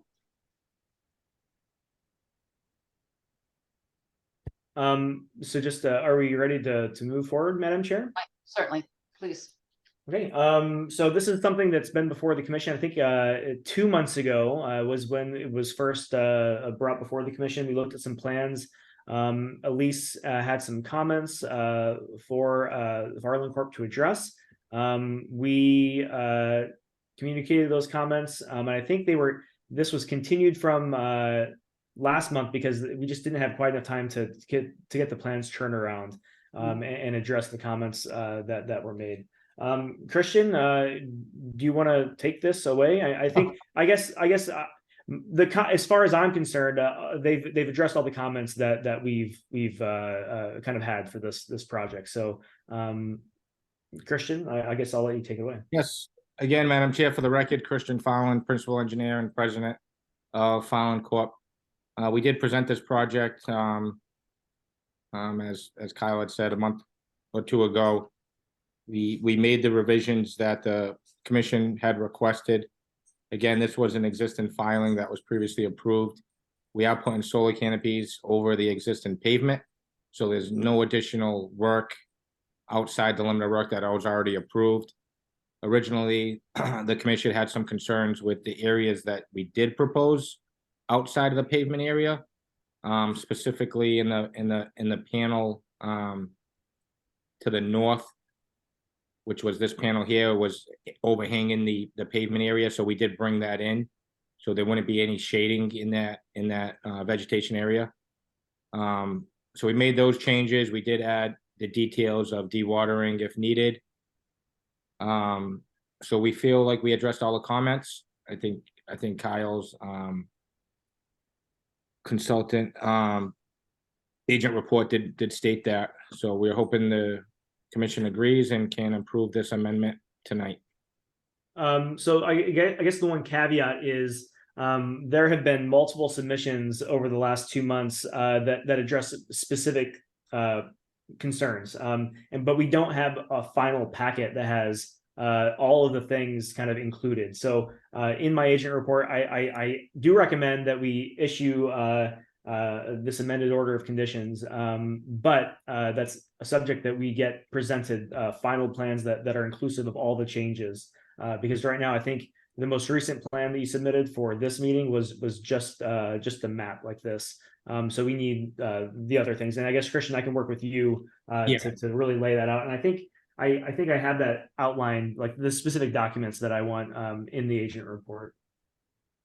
Is it Yep. too much to ask that we get that at the next meeting? And then issue the amended order at that time? No, I think that would be reasonable. That would give us a couple weeks to kind of put those documents together. And then we can confirm that we have all those. But again, I think all the comments have been addressed. We just don't have it all in one approvable packet, I guess, is Yeah, where we are if now. the commission is fine with that, I just have to authorize the solar company, because these are our site plans which have been amended. Per the comments, we just need to have the solar company now finalize their plans, which is revising their plans. I just didn't want to do that until the commission is fine with everything. But yeah, that's no problem. We can do that. And then All right, Christian, if you don't mind, maybe we can have we can continue an email chain tomorrow, just so you're clear on what I would like, and that way, you only have to go to them once and ask for new plans and stuff from them. Does that sound okay? good. All right, Yes. great. I'll send you an email about this tomorrow. Thank you. Thank you. Okay, so I entertain a motion then that this will be continued till the October meeting? I make a motion to continue 900 West Chestnut Street till the October 4th meeting. Second, Okay, a motion has been made and seconded. Roll call vote, please. Eagler, I.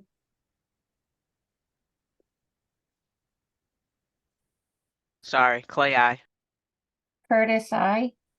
Snap eye. Forrest, aye. Okay. Thank you. Have a good evening. Bye-bye, Mr. Ferland. Bye. Okay, good. Now we can go back to number 9, right? 455 Oak Street, Yes. where we are. Okay, that's the Fuller Craft. Yeah, and we have a few people here to speak to this. So I'm going to promote them now.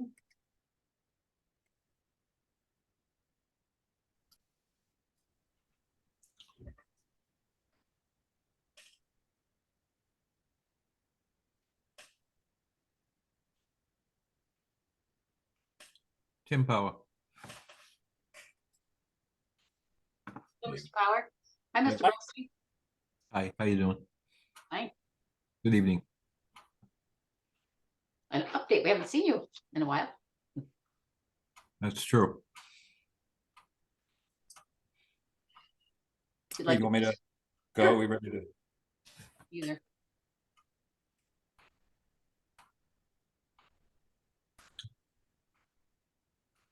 Whoever's presenting, please do. Go ahead, Tim. Oh, okay, sure. So yeah, site design presenting Fuller Craft. Been there after some just miscommunications and getting some site meetings lined up. We're back to sort of update where we are and hopefully ask to approve a amendment to our order of conditions. So just to back up, Kyle, I don't know if you have a plan or if I'm able to share a plan either. You are able to share, but if you would like me, I can pull one up here as well. So it's really up to you. Sure. If you have one handy, that would be great. All right, give me one Just moment. I'll close it try to back. get the most recent plan put together here. Yeah, I can grab it as well. Okay.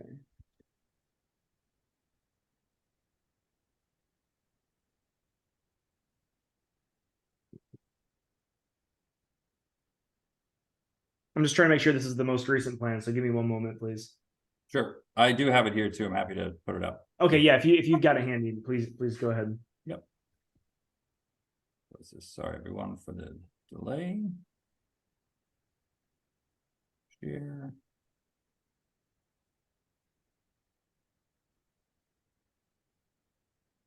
Okay, here we are. So quick history, if you recall, our original order conditions was to solve a flooding problem we had on the parking lot, really shown in gray. This is really the back entrance, but also the handicap accessible entrance to the Fuller Craft Museum. We had done that work, completed everything in accordance with the original order during really the major drought we were having. As we did that work, just as we came into fall, it finally started to rain. And since that point on, we're not really sure why, but what was an isolated wetland to the south west in this area became full of water, has never really gone down. And so every time it continues to rain, the water was flowing over our new driveway and then across the new parking lot into our infiltration basin, which is really water we were not expecting to have. Additionally, the water from the pond and the bordering vegetated wetland was surcharging and actually backflowing into our infiltration basin. So our infiltration basin never had an opportunity to catch up. It was constantly full of water, which was not something we had designed for that to happen. So more recently, over the past winter, because this condition continued and we had water and icing concerns, we had an emergency order to cut a new channel between what was the isolated wetland down to the bordering vegetated wetlands, which you can see in this area here, if you can see my cursor forth. We did do that. We did get an enforcement order to provide a little bit better erosion controls and slope stabilization, which we did the best we could during the winter. And then in the spring, we came back with seeding and whatnot, and it is much better stabilized now. It had a chance to go through a growing season. So what we're asking for now as part of our amended order is to modify the drainage design such that the water that is filling in the large isolated wetland and overflow onto our parking lot and then overtax our infiltration basin. So what we have proposed to do is first to create a berm along the edge of the road along that wetlands. We're proposing a landscape berm, but I'll get to that in more detail in a minute. That would keep the water in the wetlands. And then second, fill in what was just an overland overflow from our infiltration basin. We'll fill that in higher to prevent backfeeding into our infiltration basin, and then provide a piped outlet back behind the museum, more directly into the pond. This outlet would be raised so the infiltration basin would capture the runoff it's supposed to, have a chance to treat it and infiltrate, and then any overflow would go through the pipe out to the wetland. We did have, Beta did take a look at the plan, and we did an opportunity to walk the site. The suggestion was made at that meeting as well to widen the channel. The channel is about 2 feet, and we're proposing to double that to 4 feet. While the channel did help relieve some of the water in the large isolated wetland, we were still seeing the water come up all the way to the pavement edge, which we had never seen before. I don't want to speak for Kyle and for Beta, but everyone did acknowledge that the water level was higher than what appeared natural because of some of the trees that were inundated above where they normally would have been, and seeing some signs of stress. So it was clearly abnormally high. We did do quite a bit of research. We engaged the Brockton DPW and others to try to help us find where this extra water was coming from, but we've come up empty-handed. We can't really pinpoint a solution as to why this is seeing more water suddenly. Steve Bernstein, who is on the line, has been working with the museum for multiple years and hasn't seen this condition. So it's a little bit of an anomaly, but long story short, what we're looking to do is widen out our channel between the two wetland systems, raise our overflow and create a new overflow out to the back. It's outside the buffer zone, however, but we're going to provide a small area drain in this side of the museum, as it's seeing some ponding there as well since we did our work. So which follows natural paths and the design stormwater paths around to the back of the pond. One of the suggestions, again, Kyle can get into it in his memo, was rather than a landscape berm along this edge of the road, was to put in an asphalt Cape Cod berm to minimize any disturbance up close to the wetland limit there, which we are okay with. We didn't want to propose that at first because we thought it was a little more of a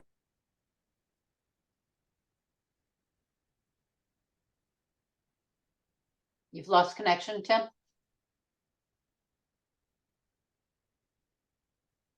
water and is very muddy, so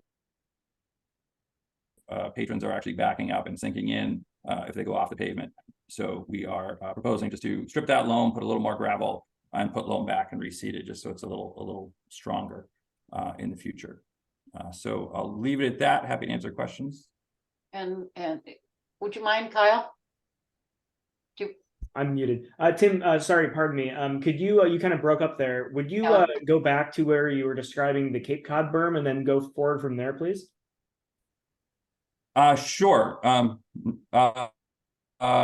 do the best I can to repeat it. I didn't have it exactly written out. So what's shown here in this big black line, we had proposed as a landscape berm. I believe Kyle in his memo recommended making that a Cape Cod berm right on the pavement. And so there'd be no landscape berm there just to limit our impacts up close to the wetlands there. So rather than what's shown here of a landscape berm, this will just be a Cape Cod berm right along this extent of the road. Then I moved on to the last two pieces. In this area, an area drain, as we're seeing some ponding in this area since our work. On existing drain lines as where that will tie in. And second, this area that's clouded is very wet and muddy, a little bit too much loam, I think. So we're going to strip the loam, put in some gravel and try to stabilize that so patrons, when they're backing up, don't sink into the ground. Mr. Powell, would you mind explaining? I don't know what a Cape Cod berm is. Sure, it's the asphalt curb that you see, but it's not there's either the bread loaf one that's about 6 inches high and narrow. The Cape Cod one is the one that's a little more flat and angled. It's about 8 to 12 inches wide. It's formed by the paving machines. So the machine comes and just kind of places it right along the edge of the pavement.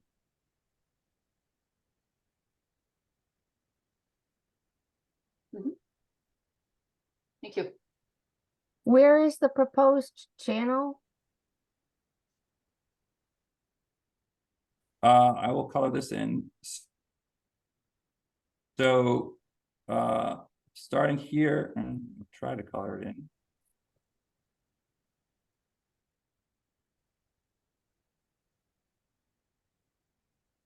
There we go. All right, right in this area, connecting these two wetland systems. So this wetland system here was an isolated wetlands.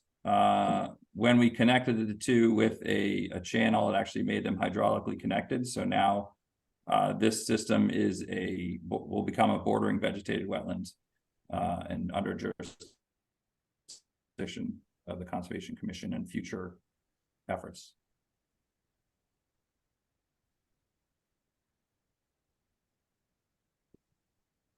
Is that okay to do according to DEP standards or beta?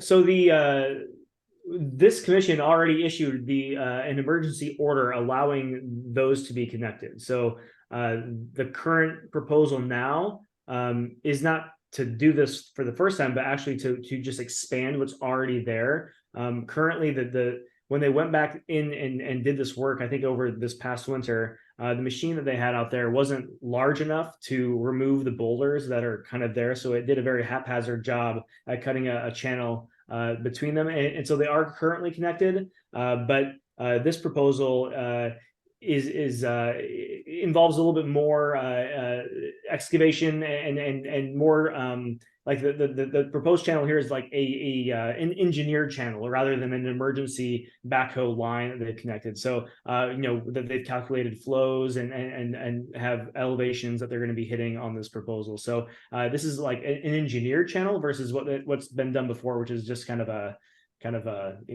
haphazard connection. But this has already been permitted, I guess, Peggy, is the point. It's just widening, right? Is it making it deeper as well? Yes. wider and deeper. That's correct, right, Tim? We're lowering the channel. Yes, just slightly. We just want to make sure we have I believe it's at least 9 inches of depth of flow below our pavement elevation. And the reason for that, just to give a little more detail, Beta had asked us to study the watershed of this isolated wetlands just upstream of our channel. So we did a quick watershed analysis and determined how big this needed to be to prevent flooding in the over the road.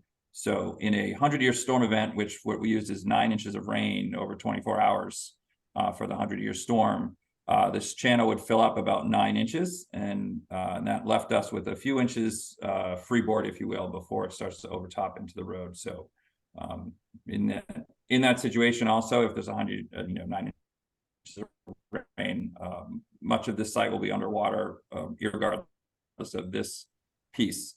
So we felt that was a comfortable design. So 9 inches deep but given 4 all- feet wide, is that correct?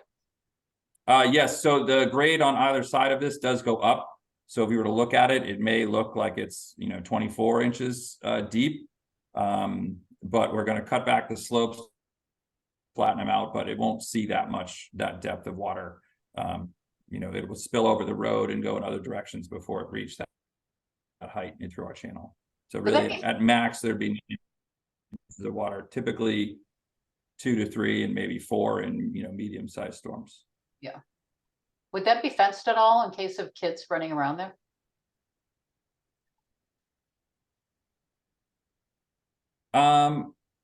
We could talk to the museum about a fence. I don't know if it's, we're hoping that it's not going to be dramatic. Right now, it's kind of dramatic just because, as Kyle said, it was a small machine and kind of done in an emergency situation. But we're hoping the banks are softened, that it's it's not so much of a real tripping hazard. Yeah. Okay, thank you.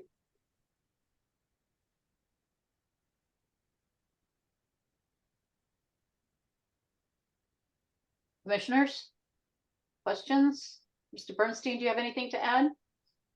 I do not. Is there anyone from the public present that wants to speak to this? I do not see any hands raised, Madam Chair. Okay, thank you. I have one more question about the channel. What is being done to keep it open? Is it being lined with rocks or gravel, or is it just left to chance? We're proposing to stabilize the banks with a I forget what we said, if it's a New England erosion control restoration mix. And I believe our details just off the screen here have a little more specify what that is. On the bottom, I think we can certainly add some stone across the bottom, but also there's sometimes a benefit to a naturalized channel like this of the natural bottom for various reasons. So, but it's fairly flat. It's not a steep channel. We don't have high velocities coming through here on a normal basis. So even from what you can see out there today, the soil on the bottom of the channel is remained in place. I have more concern just on the banks eroding. So we'll get those stabilized with the seed mix and some mesh. Thank you. Do you know if that if it became dry again, if ever, would that have to be maintained at all to make sure that that it stays open, or necessary? I think it would require, typical, similar to regular stormwater, it's probably best practice to include it under maintenance to make sure it's clear of any debris. Otherwise, we may see the repeat of what we had, where water will start to overflow onto the road and into our own infiltration basin. So certainly that's something that could be maintained along the way if there's any major blockage. Mm-hmm.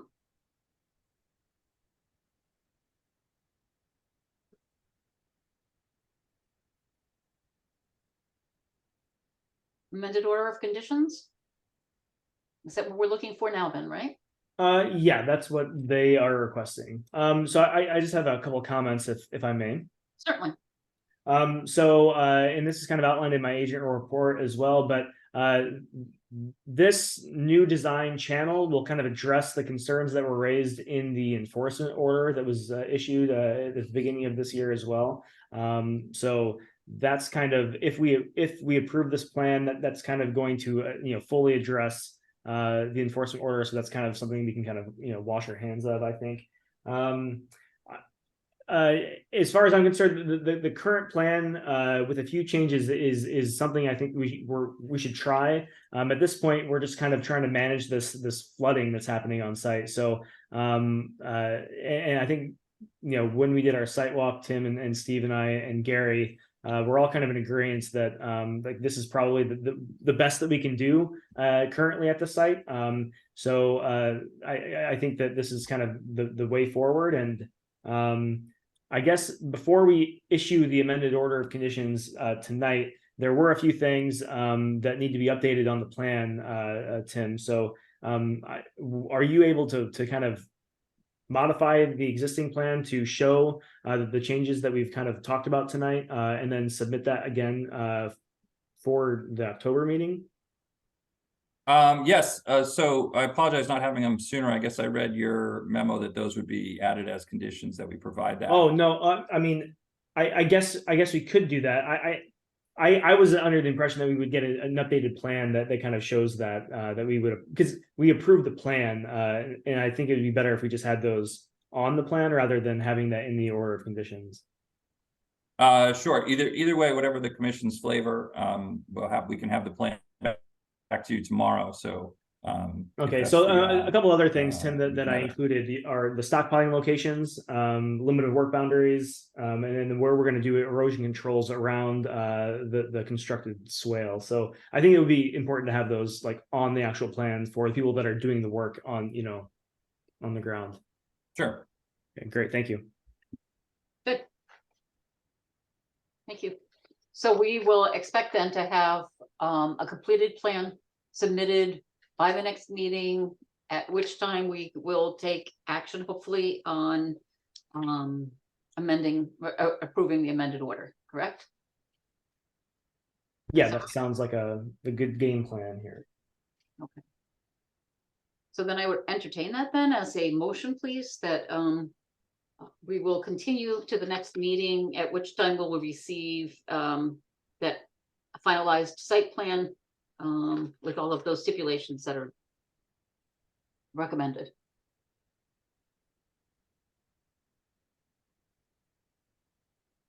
Someone make a motion, please, unless you have other discussion. Ruby or Peggy, Laura, Sharifa? I make a motion to continue the hearing to October 4th for 455 Oak with all the updated recommendations on the site plans. Second. The motion has been made and seconded for 455 Oak Street. Roll call vote, please. Beekler, aye. Play aye. Curtis, I. Knapp, aye. And Boris, aye. The motion passes. Thank you. Thank you very much. Thank you.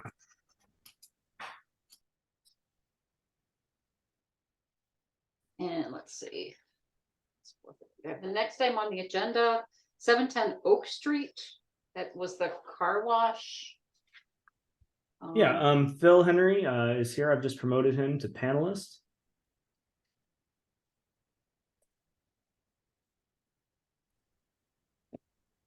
Hello, Mr. Henry. Well, and James Attorney Burke has his hand raised as well, Madam Chair. Hi, Mr. Burke.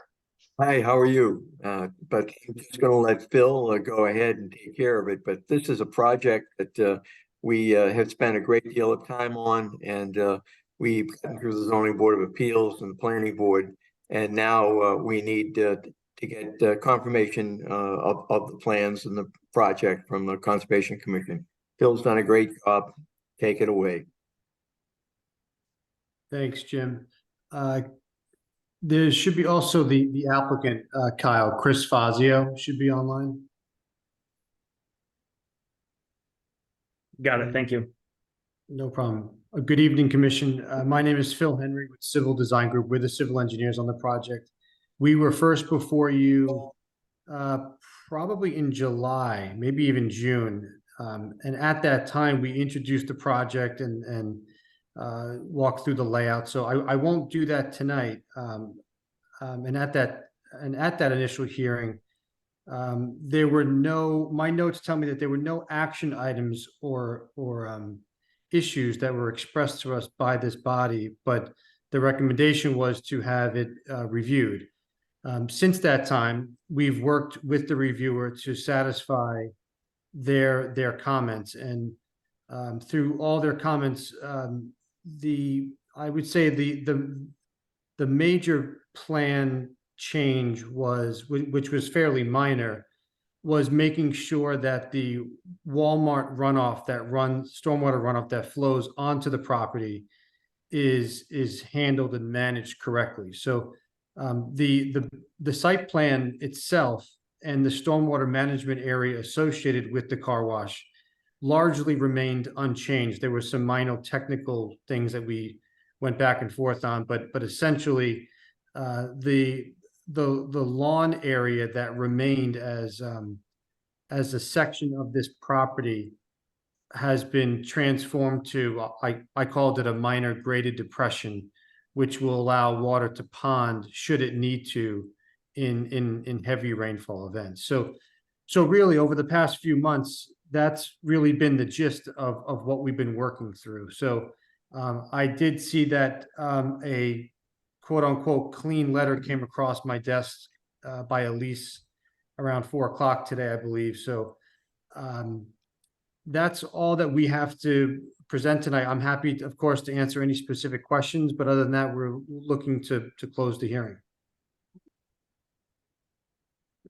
Mr. Holden, do you have anything to add? Yeah, so thank you, Phil. Just a quick kind of back step here. The site, there are wetland resources on the site, but the predominant concern as we reviewed this, as Phil alluded to, was the stormwater component. And Beta has, as Phil said, has been going back and forth with the applicant.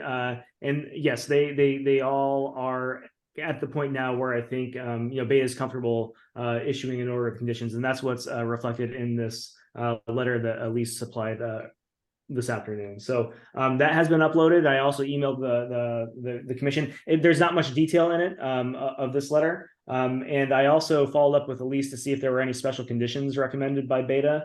I did not hear back from her. So that's something I could certainly follow up with tomorrow. But at this point, I think that as far as I'm aware, all the concerns have been met. So I think that barring any special conditions that Beta wants to submit at a later date, I think that we can issue an order of conditions with just the standard conditions at this point, unless there are other concerns that the commission wants to add as far as special conditions. Commissioners, anyone care to add or have any concerns at all? No. And is there anyone from the public that would like to speak besides Mr. Burke? I don't see any hands raised, Madam Chair. Okay, Mr. Fazio, do you have anything that you'd like to add? No, thank you. Okay. So with that, I would expect that we could close the hearing. Entertain a vote to close the hearing.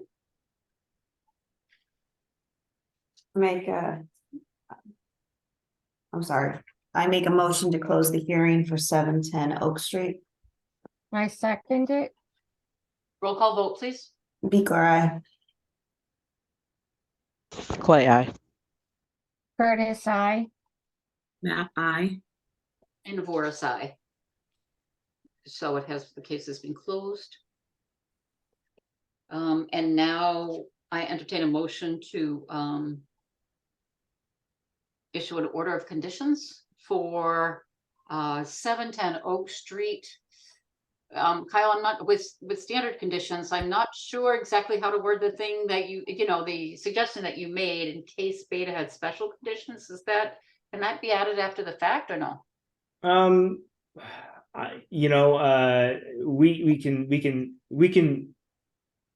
I think we can say we're going to vote, and then pending Beta's response, and I can just include whatever conditions that Beta has, if they have any, and then we can go from there. But hopefully we'll get that response tomorrow, and I can work on that order of conditions, Phil, this week. Mr. Henry and Mr. Fazio, are you comfortable with that? Sure, that's fine. Is that okay? Okay. Yeah. We would entertain a motion then that we would issue an order of conditions with the standard conditions.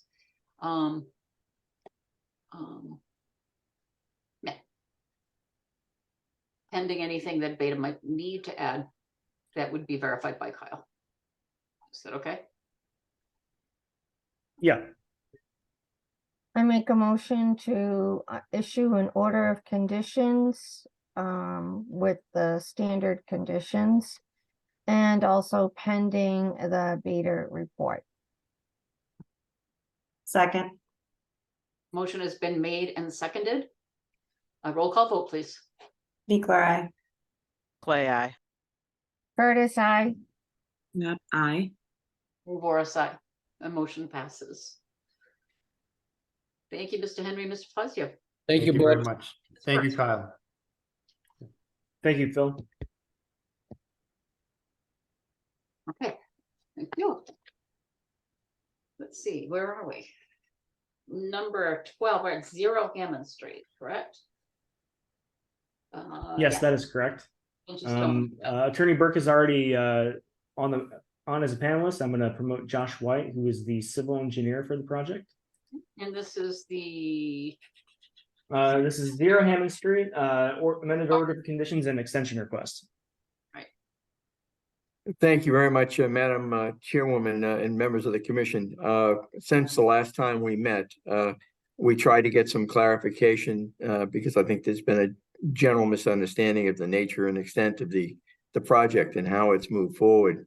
And as I suggested in an email to Kyle, in fact, there was a question raised on whether or not they had begun the project. Mr. King in the email I said 150,000. He's in fact expended $184,000 to date on the project, which have included drainage issues of fill and rubbing and clearing in order to get to the area that we're now dealing with. So there was another concern that seemed to be raised as to the existence and nature of the flags that had been set as part of the prior extension. Understand that, and we outreached our botanist, and we proactively have engaged him to go ahead and reflag the area. We're going to then have the engineer or surveyor cite those flags. Josh will be talking in a minute. He himself went out to try to refresh the flags that he could see. We don't expect there's going to be any substantive changes. So absolutely, we're happy to have a discussion with the commission about the extent of the wetland protection area, the jurisdictional area.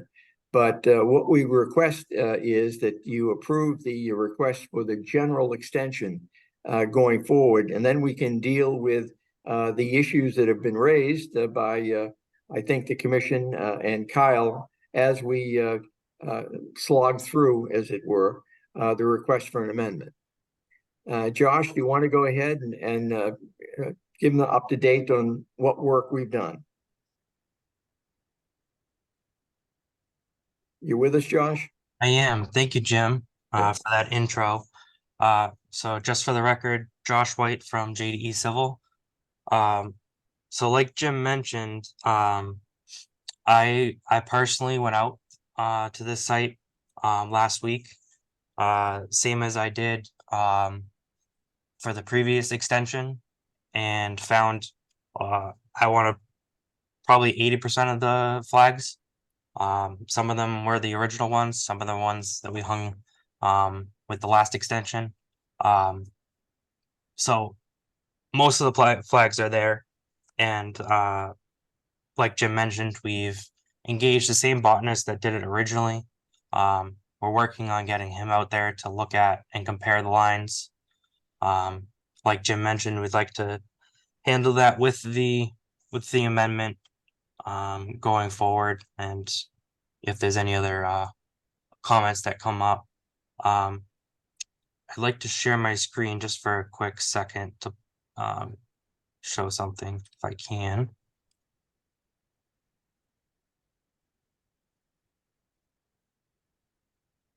Can you guys see this? Mhm. So this is the site in October of 2020. You can see the easement that crosses through, the electric easement. And then that's the existing cemetery. And then off to the south is the landfill area that's off the property. And just note the limit of trees here. And then I'm just gonna move forward. That's October of 21. So as you can see, the site has been cleared. A lot of the tree cutting and grubbing was completed. The entrance off of Thatcher Street has the base has been constructed. There's even drainage structures installed in that roadway as well as an outlet. And I believe if I go one more, you can kind of see this black line.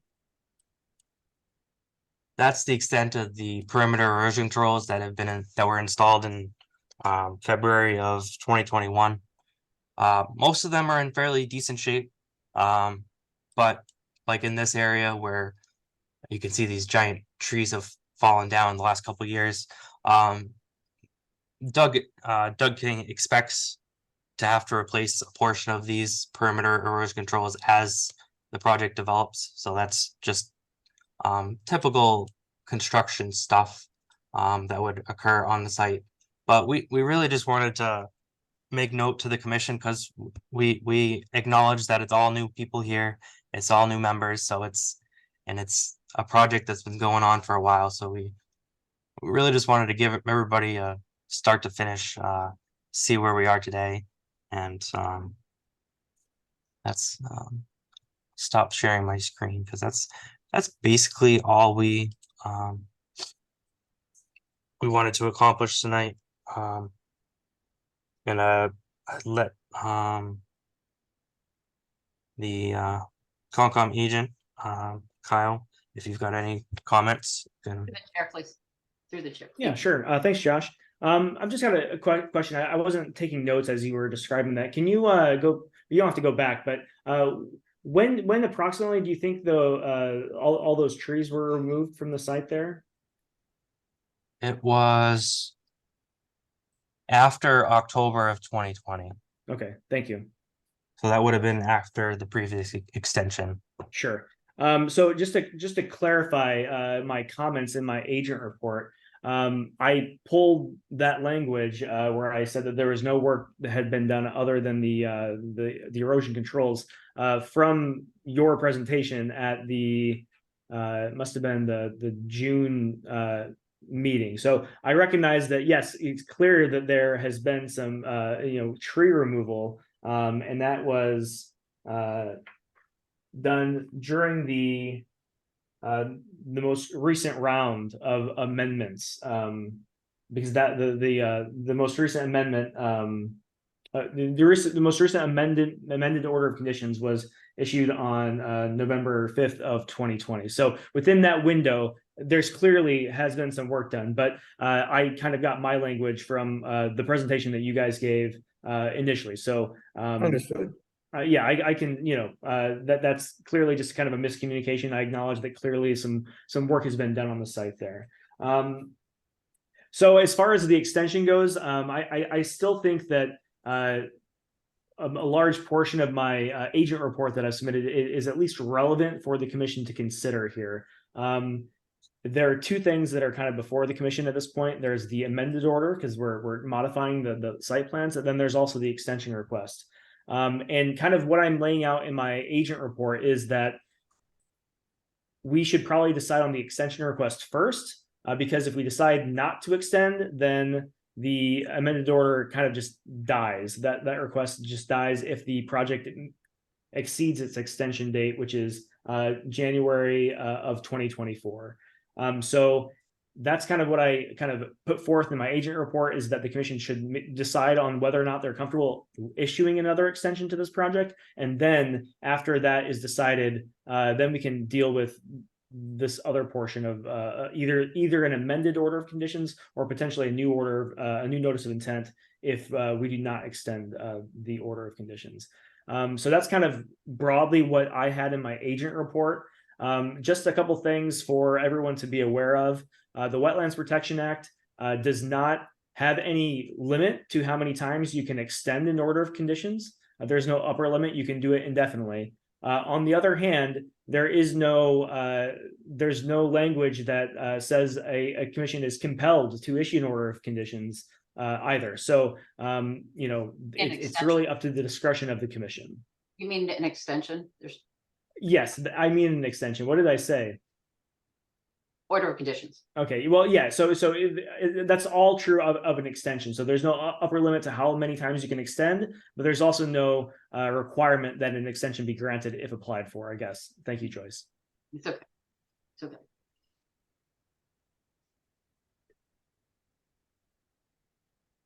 Thank you. Commissioners, discussion, thoughts on the matter? So would it make sense to file a new notice of intent to kind of, I guess, bring it forward with what currently is existing? Because it sounds like we're kind of basing things off, years back. Well, like, is so, there? Yeah, if I may, and I'll allow Mr. White or Mr. Burke to speak to this as well, because obviously they have a different opinion. But it's kind of my thought that at this point, this has been an open order for, let's see, the initial order of the conditions was issued in 2015, in the beginning of 2015. So this is a years-long project, and I recognize that work has been done, and this is something that I didn't factor in my initial agent report. So I acknowledge that. The problem that I have is that this is such a long-term project, and there have been so many different versions of plans put forth. It's very hard to parse out what changes were applied when. Obviously we know what the most recent plan is, but just through this whole process, it's kind of kind of hard to keep track of things. The other comment that I have is that and Attorney Burke was mentioning that they are willing to go and refresh some of these flags.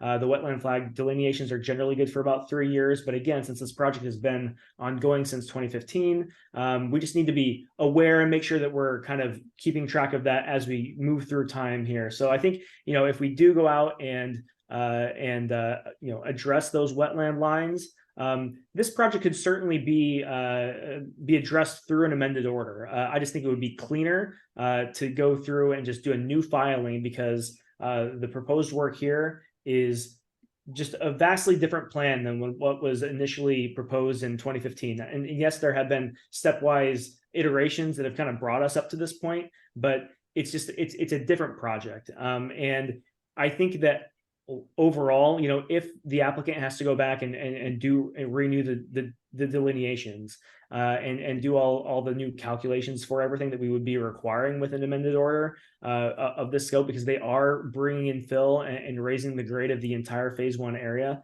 And I'm not going to be able to do that work myself. I can't review stormwater.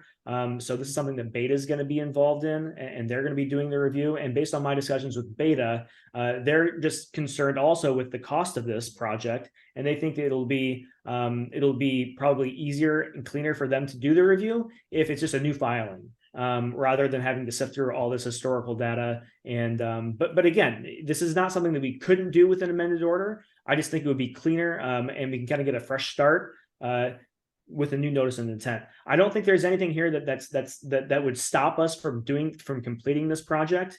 But it's on the administrative side. How do we want to handle this moving forward? So I guess I will allow Attorney Burke or Josh, Mr. White, to respond. Sure, I'll jump in. In fact, you're right. Projects like these, for various reasons, take time, like the Industrial Boulevard that you work with today, in which you had, I think, gone through 3 extensions, and you were considering that issue before. But it's a similar pattern because it's a very large project. What concerns me about the new filing and the general concerns of the commission is, for example, the groundwater. Unless the groundwater impacts a jurisdictional area, it's irrelevant as to what the fill is, how high the fill is, or the scope of the project. And in fact, Josh, I hope will speak up, but I think he has made it absolutely clear that they have done calculations, and he sees absolutely no increase in groundwater as it impacts the resource areas. And Beta's concern about spending $10,000, $20,000, $30,000 to review a project in which the only issues relate to that touches upon resource areas, I think is problematic. And that's why I think we should proceed with the amendment as we had suggested. It allows for this duplicity of costs and expenses that seems to be prevalent in the city on development projects. And I think it's a major concern. So Mr. King is ready to go with this project. The issues that he's doing in the amendment have virtually no impact on the resource areas.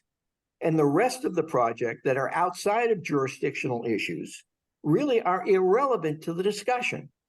And I think we're seeing this as one big pie that we're all looking to dissect, but that isn't the case. Josh, would you talk about what your relative findings are? Through the chair, please. Thank you, Mr. Through the chair, if you will allow him to comment, we would like him to go ahead and relate his findings. Okay, thank you very much. Yes, thank you, Jim. So I've got the plans up on my screen, and I just want to take a step back and kind of look at the whole project as a whole. So this is the easement that cuts through the property. There's 2 wetland areas here, Series D and Series B. Both are within the easement. There's no work proposed in these phases. Phase 3 is a future phase way down the road. Who knows when? Series C is this series over here, off of the proposed cul-de-sac and proposed road. Nothing is changing down here. No grade changes, no nothing. Same with this entranceway. The drainage and grading that was proposed before, staying the same. There's no changes. This is partially installed today. And to the north, the A series, which is, I think, the only one that's really applicable to this grading change to phase 1A, which is this whole top side of this cemetery. The area within the orange is the 100-foot buffer zone, which the Conservation Commission has jurisdiction.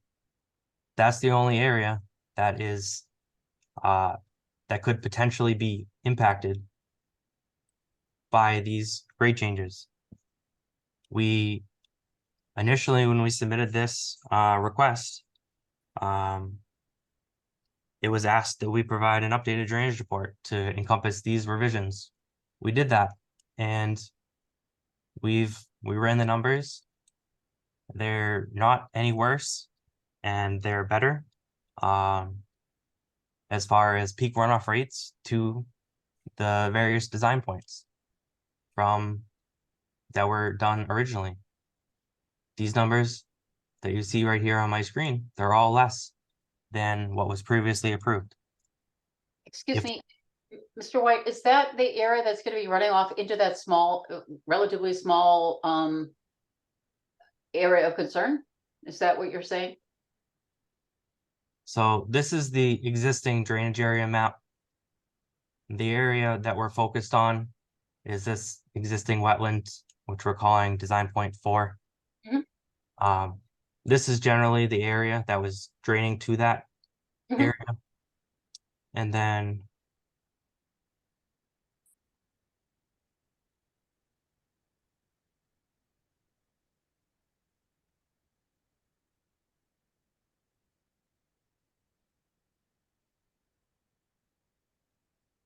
and this is the design point. This is the area that's going to that.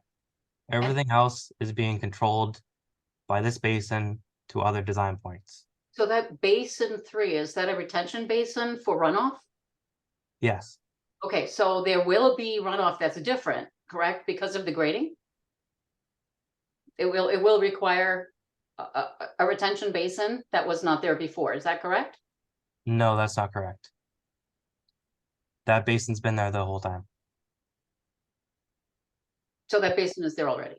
and has not changed. We did not make any modifications to that design of that basin. The only thing that changed is the wall in the back of the property and the grading.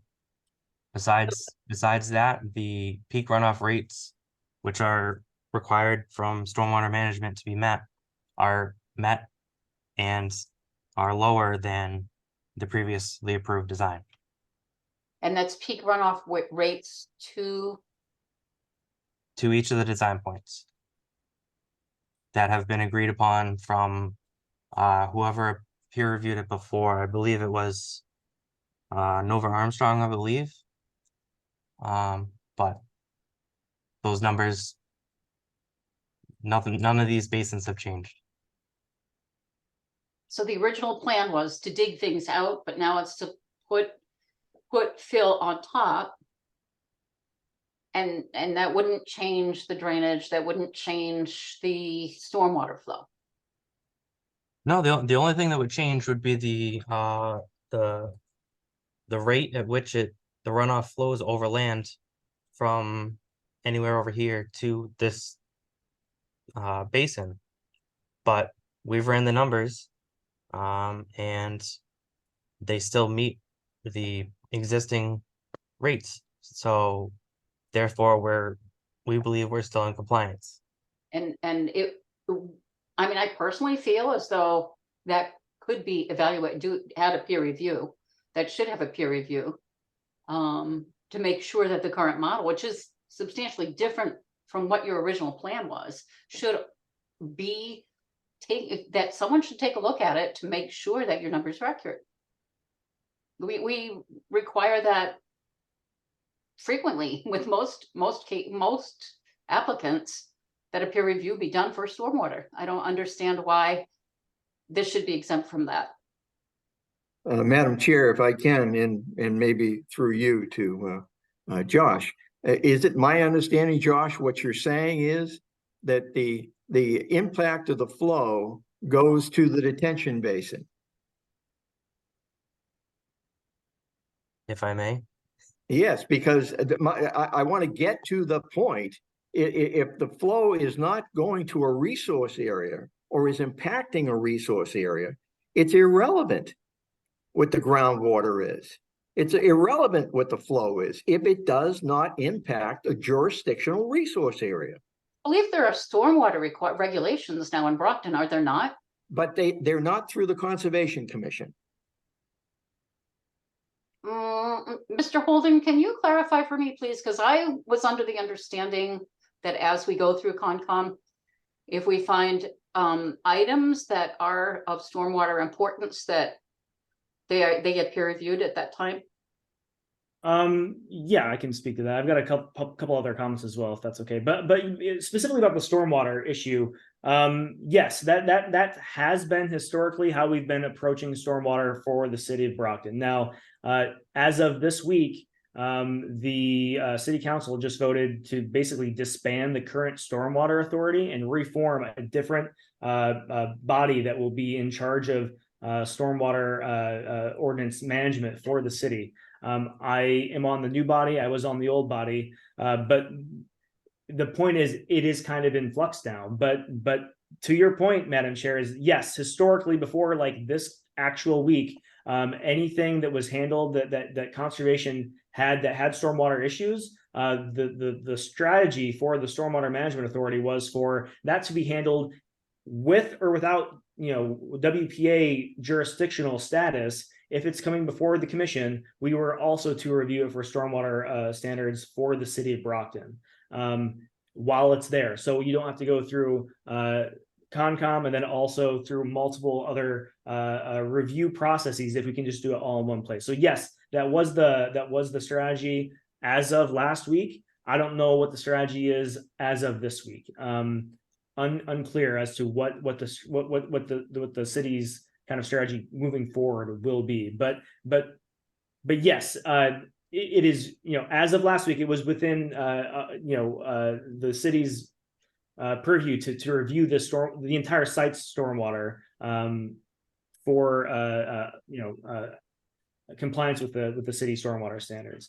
Well, it's not part of the ordinance, is it, through the chair to Mr. Holden? I mean, can you point to anywhere in the ordinance that gives the authority to the Conservation Commission to affect the groundwater as it relates to anything other than a resource area? No, that was through yes, you're right. That was through it's the a custom chair. and practice, That- you're saying. What? I'm sorry. It's a custom and practice, is that what you're saying? As far as yeah. So I'm not super familiar with the actual language of the ordinance, but the way that we administered that ordinance up to last week, which is again no longer the case, but the way that we had the strategy that we were implementing was that if any project through planning board, through Concom, through any other board that was reviewing site plans, if there was a stormwater component there, it was up to that body to confirm stormwater standards that are meant for the city of Brockton.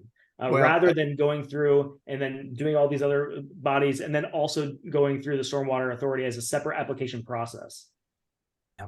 Well, we don't have a local, through the chair, we Yes. don't have a local ordinance. And the Wetlands Protection Act does not provide jurisdiction over that unless it impacts a resource area. So Mr. if Burke? if that's a concern that you have, Attorney Burke, I mean, you're going to have to talk to the city solicitor. I do not It's know what the law is. So as a body of the city government, there are kind of two separate things here. If that's something you would like to dispute, again, this may not even be the case moving forward, but like, I don't know that the answer to that question, I guess. So I would suggest that you contact the legal department for the city. So, Mr. Burke, just for clarification, Yes, ma'am. stormwater and groundwater are two very different things. Well, then whether it's stormwater or groundwater, if it doesn't impact the resource area, my position is exactly the same. Well, my concern is that with a different kind of a plan that you are submitting, that it would affect stormwater, not groundwater, but and we would just like to have that looked at verbatim. That is. But madam, there is no jurisdiction to authorize that. And what we're getting into, and it's, as I said, it's out of control, what's going on in the city. And we've raised it to the mayor. You refer it calmly to Beta, and all of a sudden we have a $20,000 or $30,000 bill that's absolutely unnecessary. And that's a topic of discussion in the city right now. Developers are winding up, subsidizing large portions of the consultants who, in fact, frequently charge more than the original design in their review. It's out of control. I understand your frustration. That's a reality.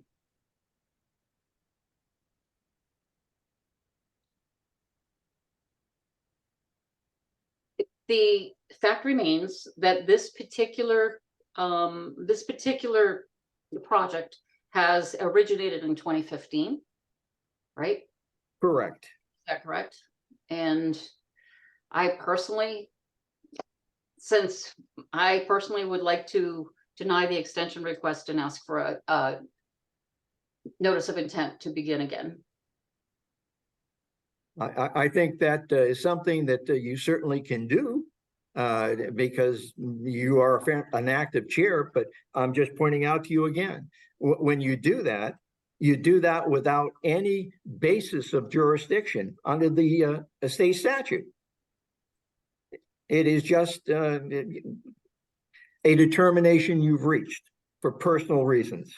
Not And for it relates personal to relates to an issue not covered under the Wetlands Protection Act. I not for personal reasons at all. We're not even sure if those particular areas are exactly as they were in 2015. You're talking about the resource area. Yes. Oh, Yeah. understood. And we certainly agree with that. And in fact, as it relates to the amendment, we certainly will get into that in great detail. Yep. And that's why we look to bifurcate, to grant the extension of the original order, and then get into the meat of the issue, which is jurisdictional, with our botanist, our engineer, and the review of the city. As it relates to the resource area. Which will have to be reviewed anyway. Well, most assuredly, and it could well be done, as we've suggested, in the request for an amended order. Kyle, your hand is up. Yes. So a couple comments. So the first comment is Beta is under contract with the city currently for review, not just for Conservation Commission, but for Planning Board. And this is all under contract. So if you have a problem with and you're not the only person I've heard complaints from about this, but everything, there are standardized rates that are written into that contract. So I would suggest that if that's a problem that you wish to see addressed, that you go to the proper place and address that in the future when that contract is up for renewal. That's not something that we can modify here today. We're kind of locked in on that. So that's the first point. Well, you're not locked into referring it. Well, you're not obligated to refer it. Pardon me, sir. If you let me continue here. I do not have the expertise myself to review stormwater plans. Now, Josh, I recognize that you put these numbers up here, but that's may as well not even be in English to me. I can't recommend to the commission one way or the other. That could be an English report from a 7th grader, and I couldn't tell you the difference. So that is why I need someone that can do that review for me, to say, oh, well, this is all this math checks out, because I can't do that myself. I don't have the expertise. So that's why that we need to review this with Beta. Now we're completely off kilter and target here, but we've already approved Beta's review of this. This has already happened. We put a hold on that. Beta put a hold on that because they didn't want to waste the applicant's money if this project wasn't extended. So I suggest that we get back to the extension request piece of this, and we can make a decision. It doesn't even have to be tonight. This can be something that can be continued. I want to point out for the rest of the commission that the current order of conditions doesn't expire until January of 2024. So we have months to issue an extension or deny an extension if we want to put this off for this evening, just as a general comment. I guess I guess that's kind of all that I've got for now. Thank you. A quick question, Kyle. When you said that Beta would be reviewing it, would they also be reviewing the wetland delineation as well? Well, yeah, we initially that would probably be part of it. Yeah, because and just generally speaking, even if you're about the stormwater, the elevation lines we have on this plan that Josh currently has up, if you're changing the way that the water is flowing and you're moving more water away from the wetland, that also can have an impact on the wetland resource area. So it's not just about so I don't have that expertise. So that's why Beta needs to be involved in this. And the way that these things are designed is that the design in the middle of this plot and the elevation and grades there have an impact on the way that the water flows across the entire site. That can have an impact on the jurisdictional area. So even though that's outside of the 100-foot buffer zone, the grades on the site plan affect that jurisdictional area. So there should be no question on whether or not Beta should be allowed to do a stormwater review on this. That's absolutely not in question in my mind at all. And we've already kind of agreed to have them do that. We have held off on that because we don't want to build the applicant for something that's not going to be relevant if a new notice of intent is required to be filed. So that's why it's been held off until we kind of can decide how we want to deal with the extension request first.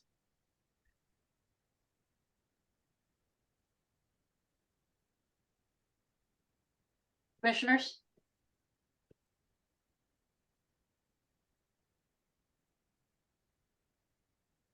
I don't feel like I have enough information to make a decision, especially in view of the fact that we generally depend on Kyle's reports and the fact that 2015 is a long time for things to change over time. So I'm not feeling comfortable right now.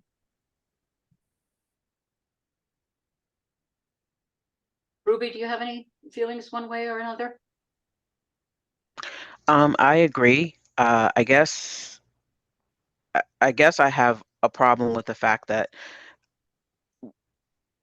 the project has gone this long and we don't know the exact historicals, and then again, us just finding out that the stormwater situation has now changed with the city and all these different factors that are in here. Maybe we continue it until we get more information or better understanding. It sounds like Attorney Burke has quite a few frustrations with the process in regards to how things are being handled with some of these things in the city or whatever that kind of are out of scope of what we have available for us. But I think that in all fairness, so that all parties are aware or equipped or have a better understanding of things, and we do rely on what Beta kind of the feedback. We don't know anything about the numbers of elevation flows with the water and that whole thing. Maybe we just need to get a little bit more information so we can make a more conscious decision about the extensions, especially with it, we having a little bit of time to do so. So you're saying that we should just continue? And I mean, I don't want to continue unnecessarily if if we need so how do we, do we issue the extension and everything else comes on the back end? Does that help us move forward with what needs to be done for this? How long is the extension for? Is it for 3 years? Yeah, 3 they're years. generally for 3 years, yes. Till 2027. Yeah. Yeah, that seems like a long time. But again, if I may, the extension only allows you to build the original project. So, And the original project. and the real project is not going to be built. Because the original project has changed. That's why the amendment is in place. So granting the extension would create no harm because you wouldn't lose any jurisdiction or authority or overview or supervision. I'm not concerned about overview or supervision. I'm just concerned that it seems to be a completely different plan compared to the one that was brought forth in 2015. And that plan is completely different now. But it's not just start all over again with a whole new NOI, go out, make sure that the resource areas are correct, and then work from there. I'm not sure why that's difficult to do. expensive. Time delay kills projects. How much more expensive is it? How much more time? Well, it's not my money. I'm quite frankly not sure, but you can see the wheel is going to turn again on the consultant review. Why hasn't the project been completed since 2015? That's well, there are many issues. I'm not the developer. I'm sure COVID had a lot to do with it. Economic conditions had a lot to do with it. And in fact, it's not unusual to have projects linger, like the one you were dealing with today on Industrial Boulevard, Oak Hill Way. Yeah, but that one is the same plan. It's not like the plans have changed. But The very same plan, it's a delay. but it's still the same plan. It's not like the entire plan is now altered. We're still looking at the same plan. Exactly, which leads to our position that you can deal with the changed plan with the requested amendment, which you can hopefully approve when you determine it has virtually no impact on the resource areas that are jurisdictional. Just having I feel like- Go ahead, Josh. You can't really say that there's no impact on the resource area when 8 years has gone by with erosion and flooding and rains and wind and winters. So that's an exceptionally long time to make a decision on a plan that's 8 years old that's actually been changed. Well, since nothing was done in the area, the plan wouldn't have impacted the resource area. Nature may have impacted the resource area, but nothing we did. So you can, in fact, check to determine whether the flags are appropriate. But where do I rely on that information? That's what Josh does for a living. Spurf, removal of trees will alter resource areas in nearby areas. Well, certainly your wind could too. Anything could, but the reality is there is virtually nothing being done, inside of the resource area. Yeah, and since it was previously approved in 2020, the erosion controls have been in place. So, and the site's stabilized. So the resource areas are protected. But the site plan is very different from 2020. What you've just presented to us this year is a different plan than what it was in 2020. And you've had some removal of trees in that whole area, which could potentially affect the resource area, and in addition to the plans. And you certainly can deal with that with the amendment, which is exactly the correct way to go in this situation. Yeah, as it was for Industrial Boulevard. Yeah, like the other applicant or engineer mentioned earlier, having a second NOI, a second DEP file number open on a property can happen. It creates a whole bunch of issues, which is totally separate from just the engineering part of it. But like, not to get into it, but having to get new abutters list, go through the whole submittal with the new filing fees, basically starting from scratch, all putting aside if the wetland line changes, then we have to change our plans, designs, consultant designs, and then it gets to you guys. We have to submit the whole new fee, and then we're gonna have to pay, well, the applicant's gonna have to pay even more. So in our mind, go with the amendment. We can compare the old line with the new line, if there is a new line, and just roll with it, because having to start from scratch just seems silly. Mr. Holden?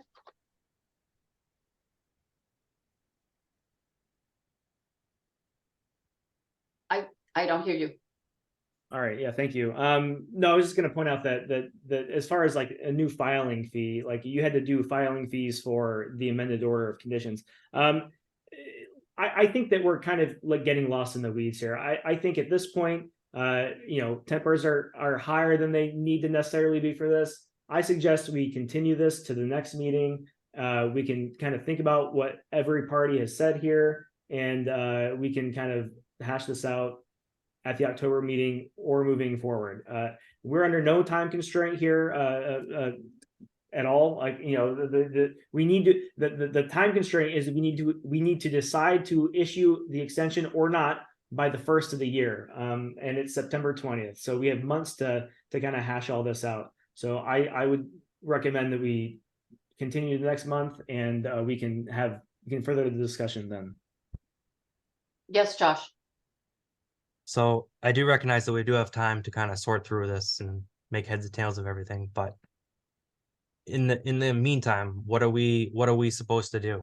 Just wait until the next meeting and wait till 9:30 at night and keep talking about this, or how do we move forward and make progress, I guess is my question.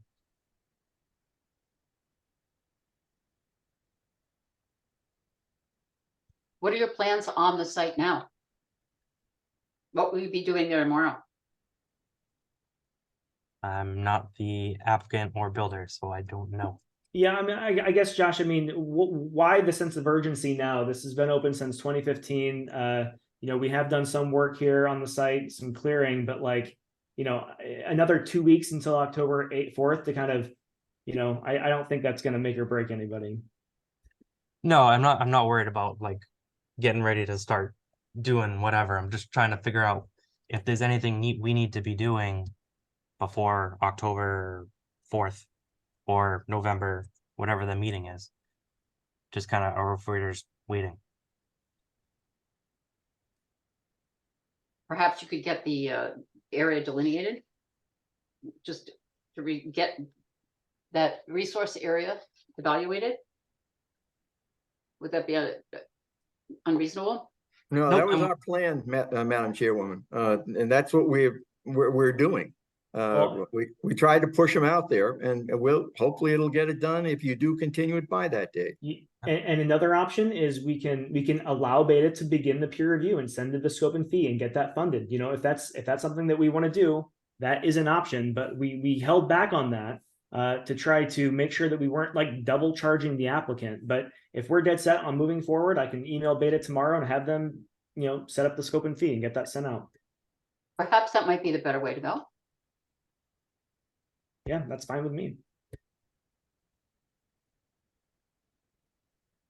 Jim, do you have any thoughts on that? I think you raised a brilliant thought. What do we do to move it off center? And if that's the only way we can move it off center, then we will deal with it.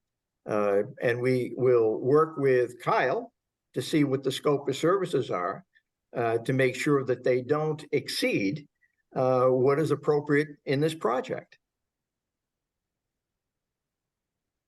Okay, well, I've been deciding how to approach this from the city's perspective, Attorney Burke, because you know, again, with that kind of transition, the chair of the new stormwater group, I'm not sure what the formal name of this is going to be Pat Hill of the Department of Public Works.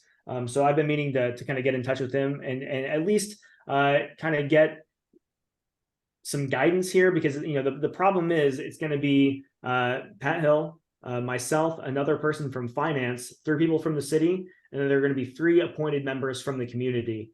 I don't know that we can even make any decisions about how this group is going to be handling stormwater issues until we get those 3 people appointed from the community at large. So this may not be a quick answer, but that's certainly something that I'm wanting to get kind of addressed, kind of completely separate from this issue. So I can kind of keep you up to date on that as that progresses over the next couple of weeks.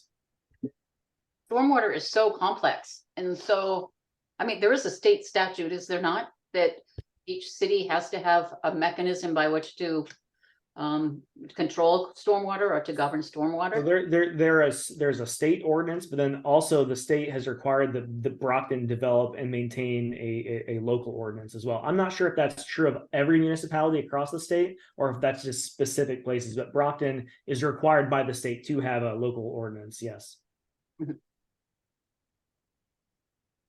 And I'm not sure how you do that without having professional consultants, because it is an extremely technically difficult, you know, it requires a lot of judgment and technical expertise, I think. But anyway, can we please, if you would do that then, Mr. Holden, if you could get in touch with Beta and to see if you can do the scope and fee and perhaps have Beta take a look at this. Yeah, we can do that. That seems to be the best way to go right now. So that way we'd at least have some answers. And if they can get it done before January, that would be even better. Well, yeah, I think certainly before January. I don't know that they'll have it put together by the October 4th meeting, but they can at least get the scope and fee moving and we can get started on the process. So. And yeah, and Mr. White, if your group could do something with evaluating the delineation of that particular resource area and having it evaluated for a wetland delineation, that would be wonderful. Yeah, we'll work on that, and we hopefully we can have an update for the October meeting. Okay, that sounds fine. Good. So we will then continue this if commissioners, How do you feel about that? Okay, if we just continue the hearing on Zero Hammond? I'll entertain a motion for that with I a make a referral to Beta. motion to continue 0 Hammond Street to the October 4th meeting. And to refer to Beta? For And to evaluation. refer to Beta for the project to Beta. Is Laura? Did Laura? Seconded. Yes, Laura had to leave. Seconded Ruby? Seconded. Yes. Okay. So the motion has been made and seconded. Roll call vote, please. Clay, I. Curtis, I. Knapp, aye. Boris, aye. So that motion has been passed. We will see you next month. Good Josh, evening. Mr. Burke, All right, thank you. thank you. Okay. Let's see. So number 13, 14. 15 and 16 have all been continued, correct? That is correct. Next item on the agenda then is number 17, 30 Oak Street Extension. Yeah, so this is the project that, oh, sorry. I did not reach out to the property owner here. I went out to the site yesterday and kind of looked at this. This is a violation or discussion, violation notice that we sent out where they kind of added an extra little bit of pavement to their parking lot for the dumpsters to sit on, and they pushed the existing gravel into a resource area. So what they've done is they've gone through and they've removed the gravel. They've started a restoration planting. They've ordered like actual plant plugs and have planted those. And they also, I think that they've shown me receipts of a wildlife seed mix that they've seeded around, but the seed mix has not taken hold. So it's still very bare and not stabilized. So at this point, I was hoping that I would go back, this month and I would see that it was stabilized through there. It isn't yet. So I think at this point, I'm going to have to get back in contact with them and suggest that they reseed it. And so unfortunately, I don't think we can close this matter out tonight. So I will be back in contact with them and suggest they reseed that area to get it stabilized. Kyle, it seemed to me from the photos, it almost looked like gravelly. What do you know what? Yeah, I'm not, yes, it's not the gravel that they pushed off. That's not, I'm not sure where they got the material to grade that. I think it'll be fine it's kind of already a degraded area anyway. But I would just like to see it stabilized at this point. Okay. So you'll just follow up on that. Thank Yeah, you. so I'll just follow up on this, and it may not be on the agenda next month if it takes a couple months to get it stabilized. I was hoping it would be something we could get off the agenda this evening. Okay, thank you. The next item on the agenda is a new enforcement order. Is that correct? 411 Warren Avenue. Yes, and I don't think we have any more attendees. Everyone's abandoned us tonight. So I did request that the property owner attend this meeting tonight. I did not see her in the attendees at all earlier, but I wasn't super looking for it.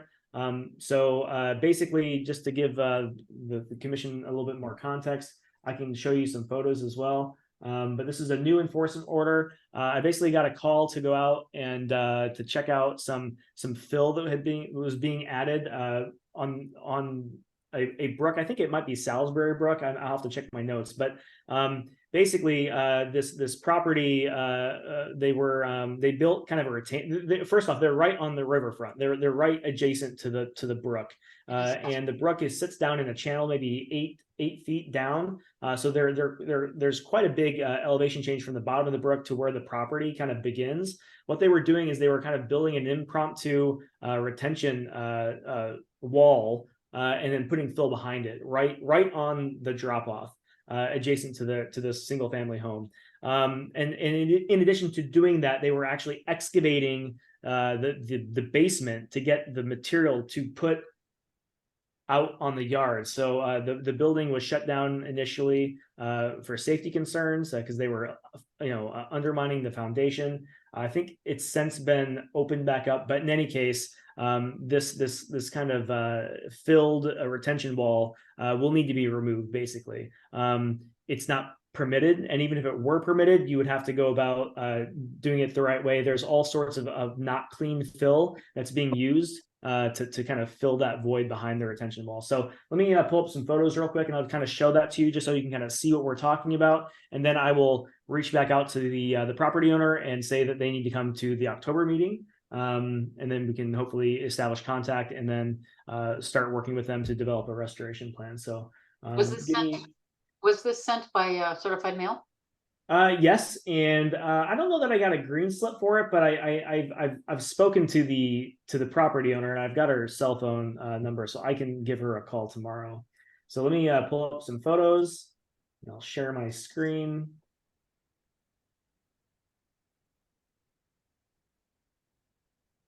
Maybe. All right.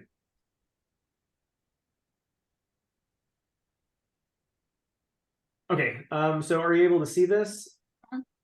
Okay, so you can see here they've kind of built this retaining wall out of plywood and some stumps kind of holding this back. I've got some other angles, but you can see here there's all this crushed concrete and things. They're actually making the wall out of like reused construction materials, broken bricks, pieces of broken concrete, just whatever they can find, and they're kind of mortaring it together with concrete to actually make the structural component of the wall, which is obviously dangerous. So let's see what else we can get here. Is the brick on the other side of that fence? Yeah, so basically just on the other side of the fence, it drops down like 6 to 8 feet to the bed of the brook. This is a wide stone channeled brook right through here. But yeah, so you can see it's maybe a 3-foot drop here from where the grade is that they're trying to establish down to what it was before. And the homeowner said that this was a very steep and dangerous kind of traversal through here, which I don't doubt. As far as resource areas here, I don't believe this is in floodplain, but it is within a 25-foot riverbank, and it's also within 100-foot to bank, those are 2 separate resource areas. So we'll just kind of continue flipping through these photos real quick. I issued the enforcement order, the day that I went out on the site. You can kind of see the channel here with the concrete wall. And that just drops down directly adjacent to the fence. I guess they missed the erosion control part, huh? Well, yeah, they missed the erosion control part. Yeah. Let's see what else we've got. And they're just using, whatever material they can find to make the frame for the wall. So yeah, this is what they're dealing with. So this is going to have to be removed, period, because it's just not. This type of construction, even if it were permitted, this quality is not something that we can allow to happen. So at a minimum, we need to restore this to as it was, and then if they want to apply for a notice of intent to do the same construction but in an approved manner, that may be permissible. But the first step is to remove the existing construction here and return it to how it was before, and then it may be permissible to raise that grade. Excuse me. I guess that's really it. You're not going to get many more I have more pictures online if you want to check them out, but you guys I think get the gist here. So that's kind of what we're dealing with this enforcement order. So in this case, we would need to vote to ratify your enforcement order. Is that correct? Yes, thank you, Joyce. Yes, you do. Any questions at all, commissioners? I entertain a vote then. Entertain a motion rather, sorry, to ratify the enforcement order. I make a motion to ratify the enforcement order on 411 Warren Avenue. I second that. Seconded by Sharifa, thank you. So the motion's been made and seconded. Roll call vote, please. Clay, aye. Curtis, I. Map I. Boris, aye. So it's been ratified. And you will Okay. reach out. You will reach out to her to.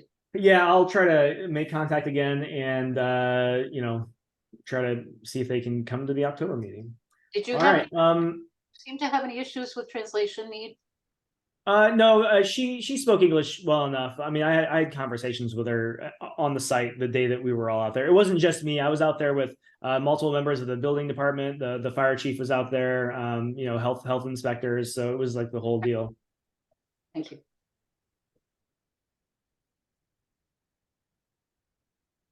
And the last item on the agenda is 19 Otis Street, the pergola.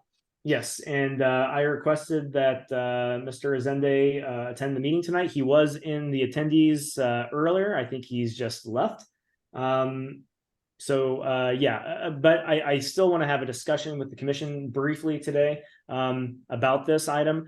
This is an enforcement order that was initially issued in April. To date, to my knowledge, not a single first step has been taken by the property owner to address this.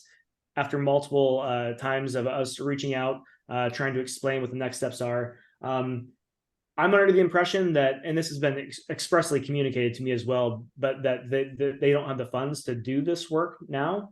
In the interest of trying to keep this moving forward, and recognizing that the alternative to this is getting the law department involved and putting a lien against the property, and potentially having the city actually do this restoration work, because it does cross over into the city's property, and then passing that cost back on to the property owner. Before we get to that point, I'm working with the law department. I had multiple meetings with different attorneys with the city, and they've suggested that the next step that we do is have the property owner sign a voluntary compliance agreement.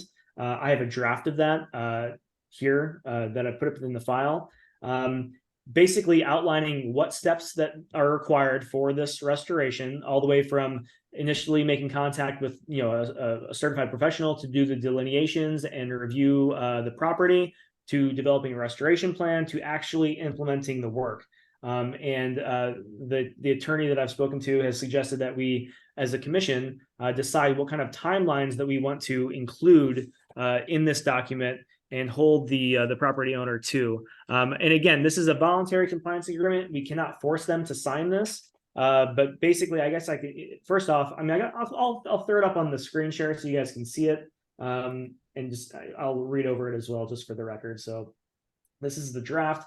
And this is already kind of tailored to this specific violation. So I've already kind of filled out most of this. And then after I read through this, we can go through and maybe hammer out a tentative timeline that we want to include on here. So it reads, on April 27, 2023, a code enforcement officer from the Department of Planning and Economic Development initiated a complaint regarding the property located at 19 Otis Street, Brockton, Massachusetts, 02302.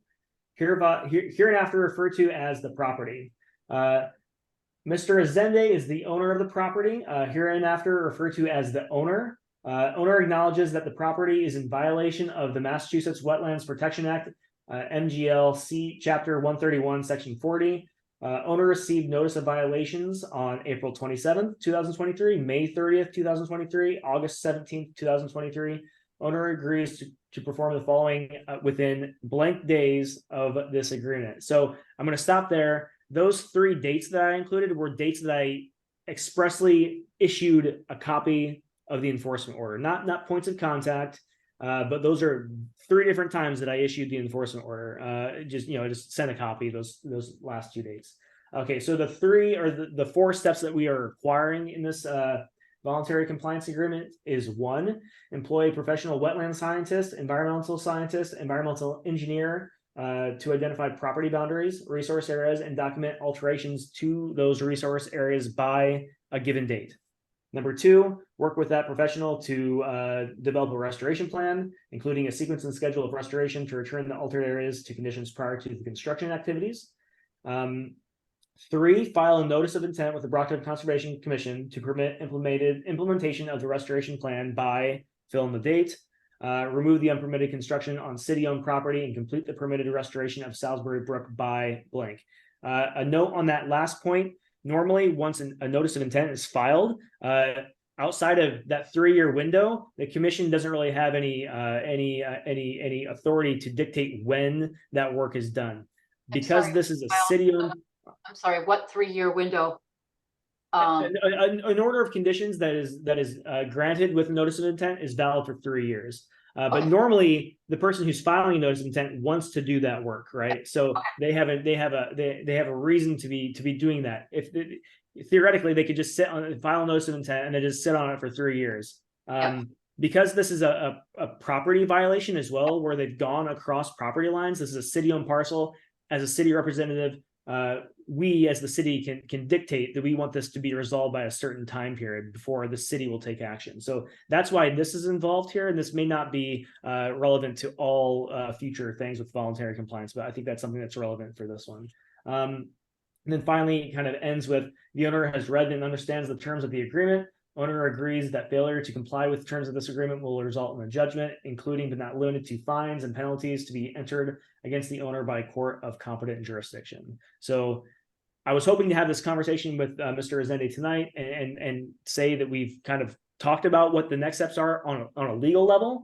This is kind of our last ditch effort to reach out and work with the homeowner before we get to that point. So I guess my question is, I can reach out and kind of try to deliver this to them at a later date, but I would like to know what the time frame that we want for this. One thing that we can do with this is if finances are a concern, we can grant, however much time that the commission is comfortable with to allow them to maybe save money and allow them to do this work. I'm not optimistic that that's going to happen, but that's where we can decide how lenient we want to be with this time that we allow here, because they haven't done even the first smallest step that we've asked them to do over the last 5 months. I'm less willing to give a large extension here, but theoretically, in another context, it could be, oh, we'll give you a year to kind of gather the money that you need to do this work. I don't think a year is necessary here, but again, that's really kind of up to the commission. A quick question. So, A quick question. Yeah. Do you know if Mr. Resende is the homeowner or is he a tenant there? No, he's the property owner. He's a property owner, so he does own the actual. He owns the house and the lot. Yeah. So the dates that we have to outline here are how much time do we want to give them to actually contact an environmental scientist, someone. This is the thing that we've been asking them to do for the last 5 months. How much time do we want to give them and have that written down here? The second one is, when do we want to require that they file a notice of intent? And then the third is, after the notice of intent is filed, how long before we require that all of this work is completed? Can I also ask one other question? Yeah. Is it possible to offer, let the city do the work and let's put a lien against your property as an option instead, if he doesn't want to go through getting in touch with people to do it? Is that possible as an option?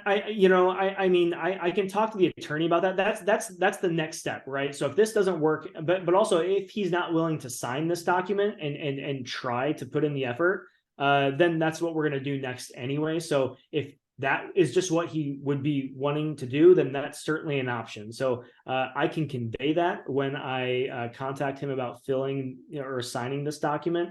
But this is just basically, if we go that route, I'll make note of that interaction, for when we take this to a judge. But again, this document is kind of like, we've done everything we can, and we've tried to be reasonable, and they're just not willing to work with us. And this is just another step of documenting that chain of action, so we can make that argument before a judge. I'm just but yeah, I think we can make that offer and say, hey, if you want to just wipe your hands of this, that's fine. We'll take care of it through the city and just put a lien on the property. So because for some people, it's overwhelming to go about and speak to all these professionals and get all these pieces of paper together that all have to, get all those T's and, crossed and I's dotted. And for people that aren't comfortable, necessarily with the language and everything, that might be overwhelming. And it might be easier just to say, you do it. And but I think they would be just as uncomfortable with the whole lien process. They're not going to understand that either. I guess, to me, I don't know. There has to be some accountability.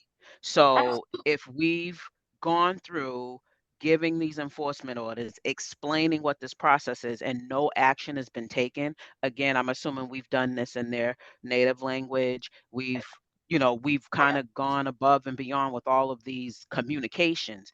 At what point does accountability come into play? Because now we're babysitting. Yeah. So, I mean, to me, you're a homeowner. there's things, I mean, they had the money to build what they did, right? Okay, so then so you did this incorrectly, uninformed, totally get it, understand, because it could happen to anybody, because not everyone is, equipped or educated on the Wetlands Protection Act and what falls and what. I give anybody that, because again, I wouldn't have known it if I didn't sit on this commission in the detail that I do as well. But at what point do we apply accountability? So I'm okay with, like you said, Kyle, this being the last ditch and saying, okay, by this date, we need you to at least do some of these steps. Something has to be done. And then an NOI and this whole process, as long as that's thoroughly communicated and explained that this is the option, or the other option is there'll be a lien put on your house. I'm not sure what people understand about a lien being put on your home by the city, but that's a process also. So they're going to have to go through a process regardless to how this ends up. They can not sign and ignore it and the lien gets put on, or they can work with the commission and work with the planning department to try to feasibly outline a game plan to help them to be able to afford what it is that's been done that needs to be taken care of. Yeah, I agree wholeheartedly.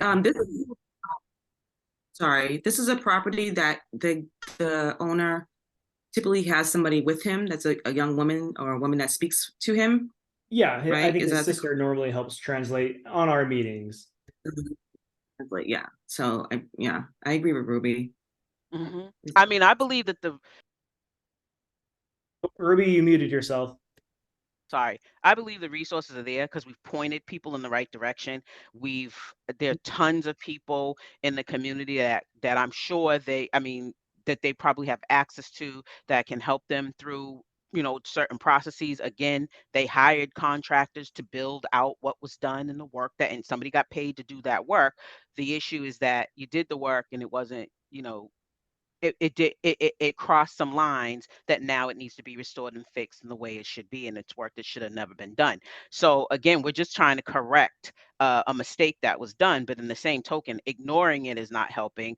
Now saying that there's a communication gap in the process is not helping also. So at the end of the day, I think this being the last ditch effort, if we iron out these dates and then they refuse to sign it, then the city has no choice but to do the lien process. And again, they're either going to go through this process and we try to help them as much as possible.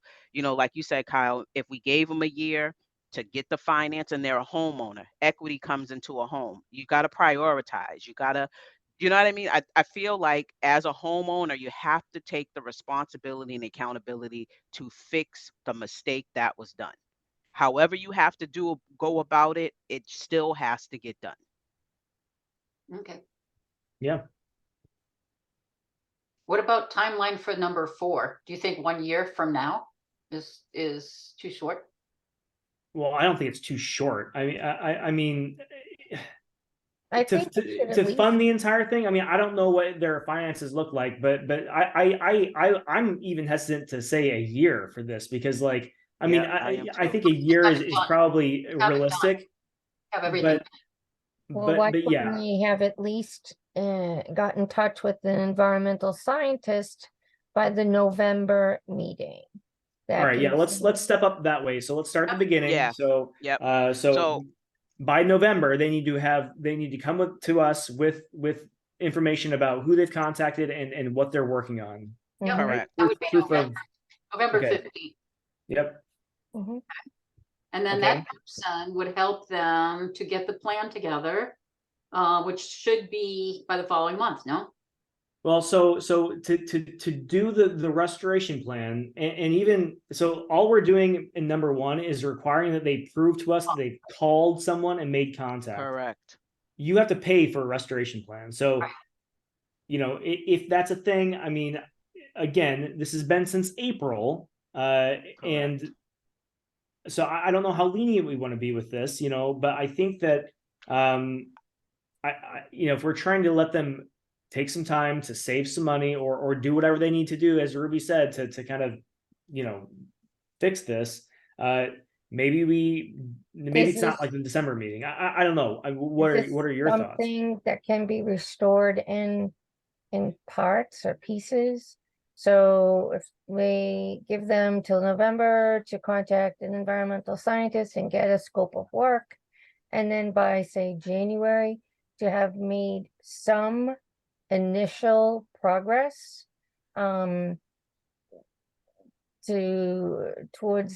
the restoration of this area, either remove something or So I think that you probably don't want to piecemeal the actual work of this because you want to put the erosion controls in, take out the unpermitted construction, and restore the area all in one go rather than kind of doing it over the course of 6 months. But I think that maybe like you might be on something. Maybe I can rephrase the way that this is set up and say get a scope of work from this person, from this organization, and then whatever, and if they quote you $3,000 for the restoration plan or whatever it is, maybe they can do payments on that or something, some sort of incremental payment on that, but they have to show us that, right? And but show I us think that the the actions end been result should taken. be by April of next year.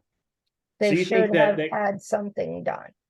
Okay, so I think that's a fair point. So maybe at the beginning in April, like there needs to be actual construction on the ground occurring. Correct. Yeah, Okay. by April, it should be, I think by April, it should be completed, done. Well, I mean, with the winter and stuff, I mean, that's kind of out of season as far as when you're going to be doing restoration work. I mean, I'm not sure what would be required for the restoration plan, but if plants need to be established there, that's pretty early in the year. But I think that April is a year after it occurred. They did all this work before April this past year, so I think that requiring that the plan begin by April, I think I mean, the actual construction, like the restoration plan be implemented on the ground by April, I think is reasonable. Okay. So you would put another 3.5 in there. That would be implementation and progress. And then is that what you're saying? Have like a middle one between filing the notice of intent and actually getting it completed, that you have progress by a certain date? Yeah, I think so. I think that or at we least can say they could, well, but again, I don't want to. I don't know that we need to. I might just rephrase number 4. I don't want to have a big window of time between when they start construction and when they have to be done, because once they first start, they step just need is to be getting done. an environmental scientist. If they haven't even done that by November, we'll know whether they have any The rest intention of it, of you got following it, through. absolutely. And at that Yep. point, if they haven't even done that, then that's when I think you should tell them that legal action will have to be done. Okay, so I guess just a clarification point: are we going to hold them to each of these things rather than just the whole thing at the end? I think the vibe that I'm getting is, we want to make sure by November that they provide us proof, or we're gonna refer to the law department. Yeah, I don't want to wait till all the way April Yeah. and they haven't. Yeah, done I don't either. I don't want to wait another Yeah. year to give them the time, and then they just don't do anything for a year. Then we're kind of And stuck. I agree sitting on our with hands. Ruby. If they had the money to pay for that, and that was not cheap, Well, then they certainly can find the money for an environmental scientist, Okay, so if you think November 5th for when they have to provide proof that they've contacted someone, how long do we want them to? Because a notice of intent, depending on the restoration plan, like even under best case circumstances, that can take a few months to kind of get put together. You have to get all the butters and all that stuff. And Well, then right, let's say February, because that will get you through the holiday months, Thanksgiving, Christmas, notice to the abutters and stuff. The holidays can be busy for some people, Yeah. and that's So- being generous. So would you expect maybe by February for number 2, or Well, like for February? 3 for the filing, right? Or because the restoration plan is all you really need for the filing. If they are able to get the restoration plan, like the filing is not a big deal. The restoration plan is the big hang up on that. Notice of intent costs money, doesn't it, to file the notice of intent? Yeah, there is a filing fee, but there's also the paying for a restoration restoration the plan, development of the right. restoration plan. Yeah, that's not. So ideally, they can get a plan by March, right? A full plan to know how to manage everything? Yeah, I think March is a good deadline. I feel like, Okay. Peggy, you said February, but with the holidays and stuff, I mean, people are busy and, I Right. get it. So I think if they can get a plan by March, then we'll know that they're serious about actually doing the restoration work, if they can Right. get a plan developed. So that'd be March. So if they develop a plan and have that submitted by March, how long do you want to give them to get that For work done? implementation, to get the work done, then Yeah. maybe we give them an additional 90 days, and that'll put us in June. And then that way, that should be enough time for everything to be done at that point, right? Is June would be reasonable from a March, if we have a restoration plan together in March. Yeah, yes, I think conceivably that could be done, but you have to like make sure you hire contractors that have availability to do the work. I think that maybe if we do a March deadline for the filing, we require that the work be completed in that calendar year.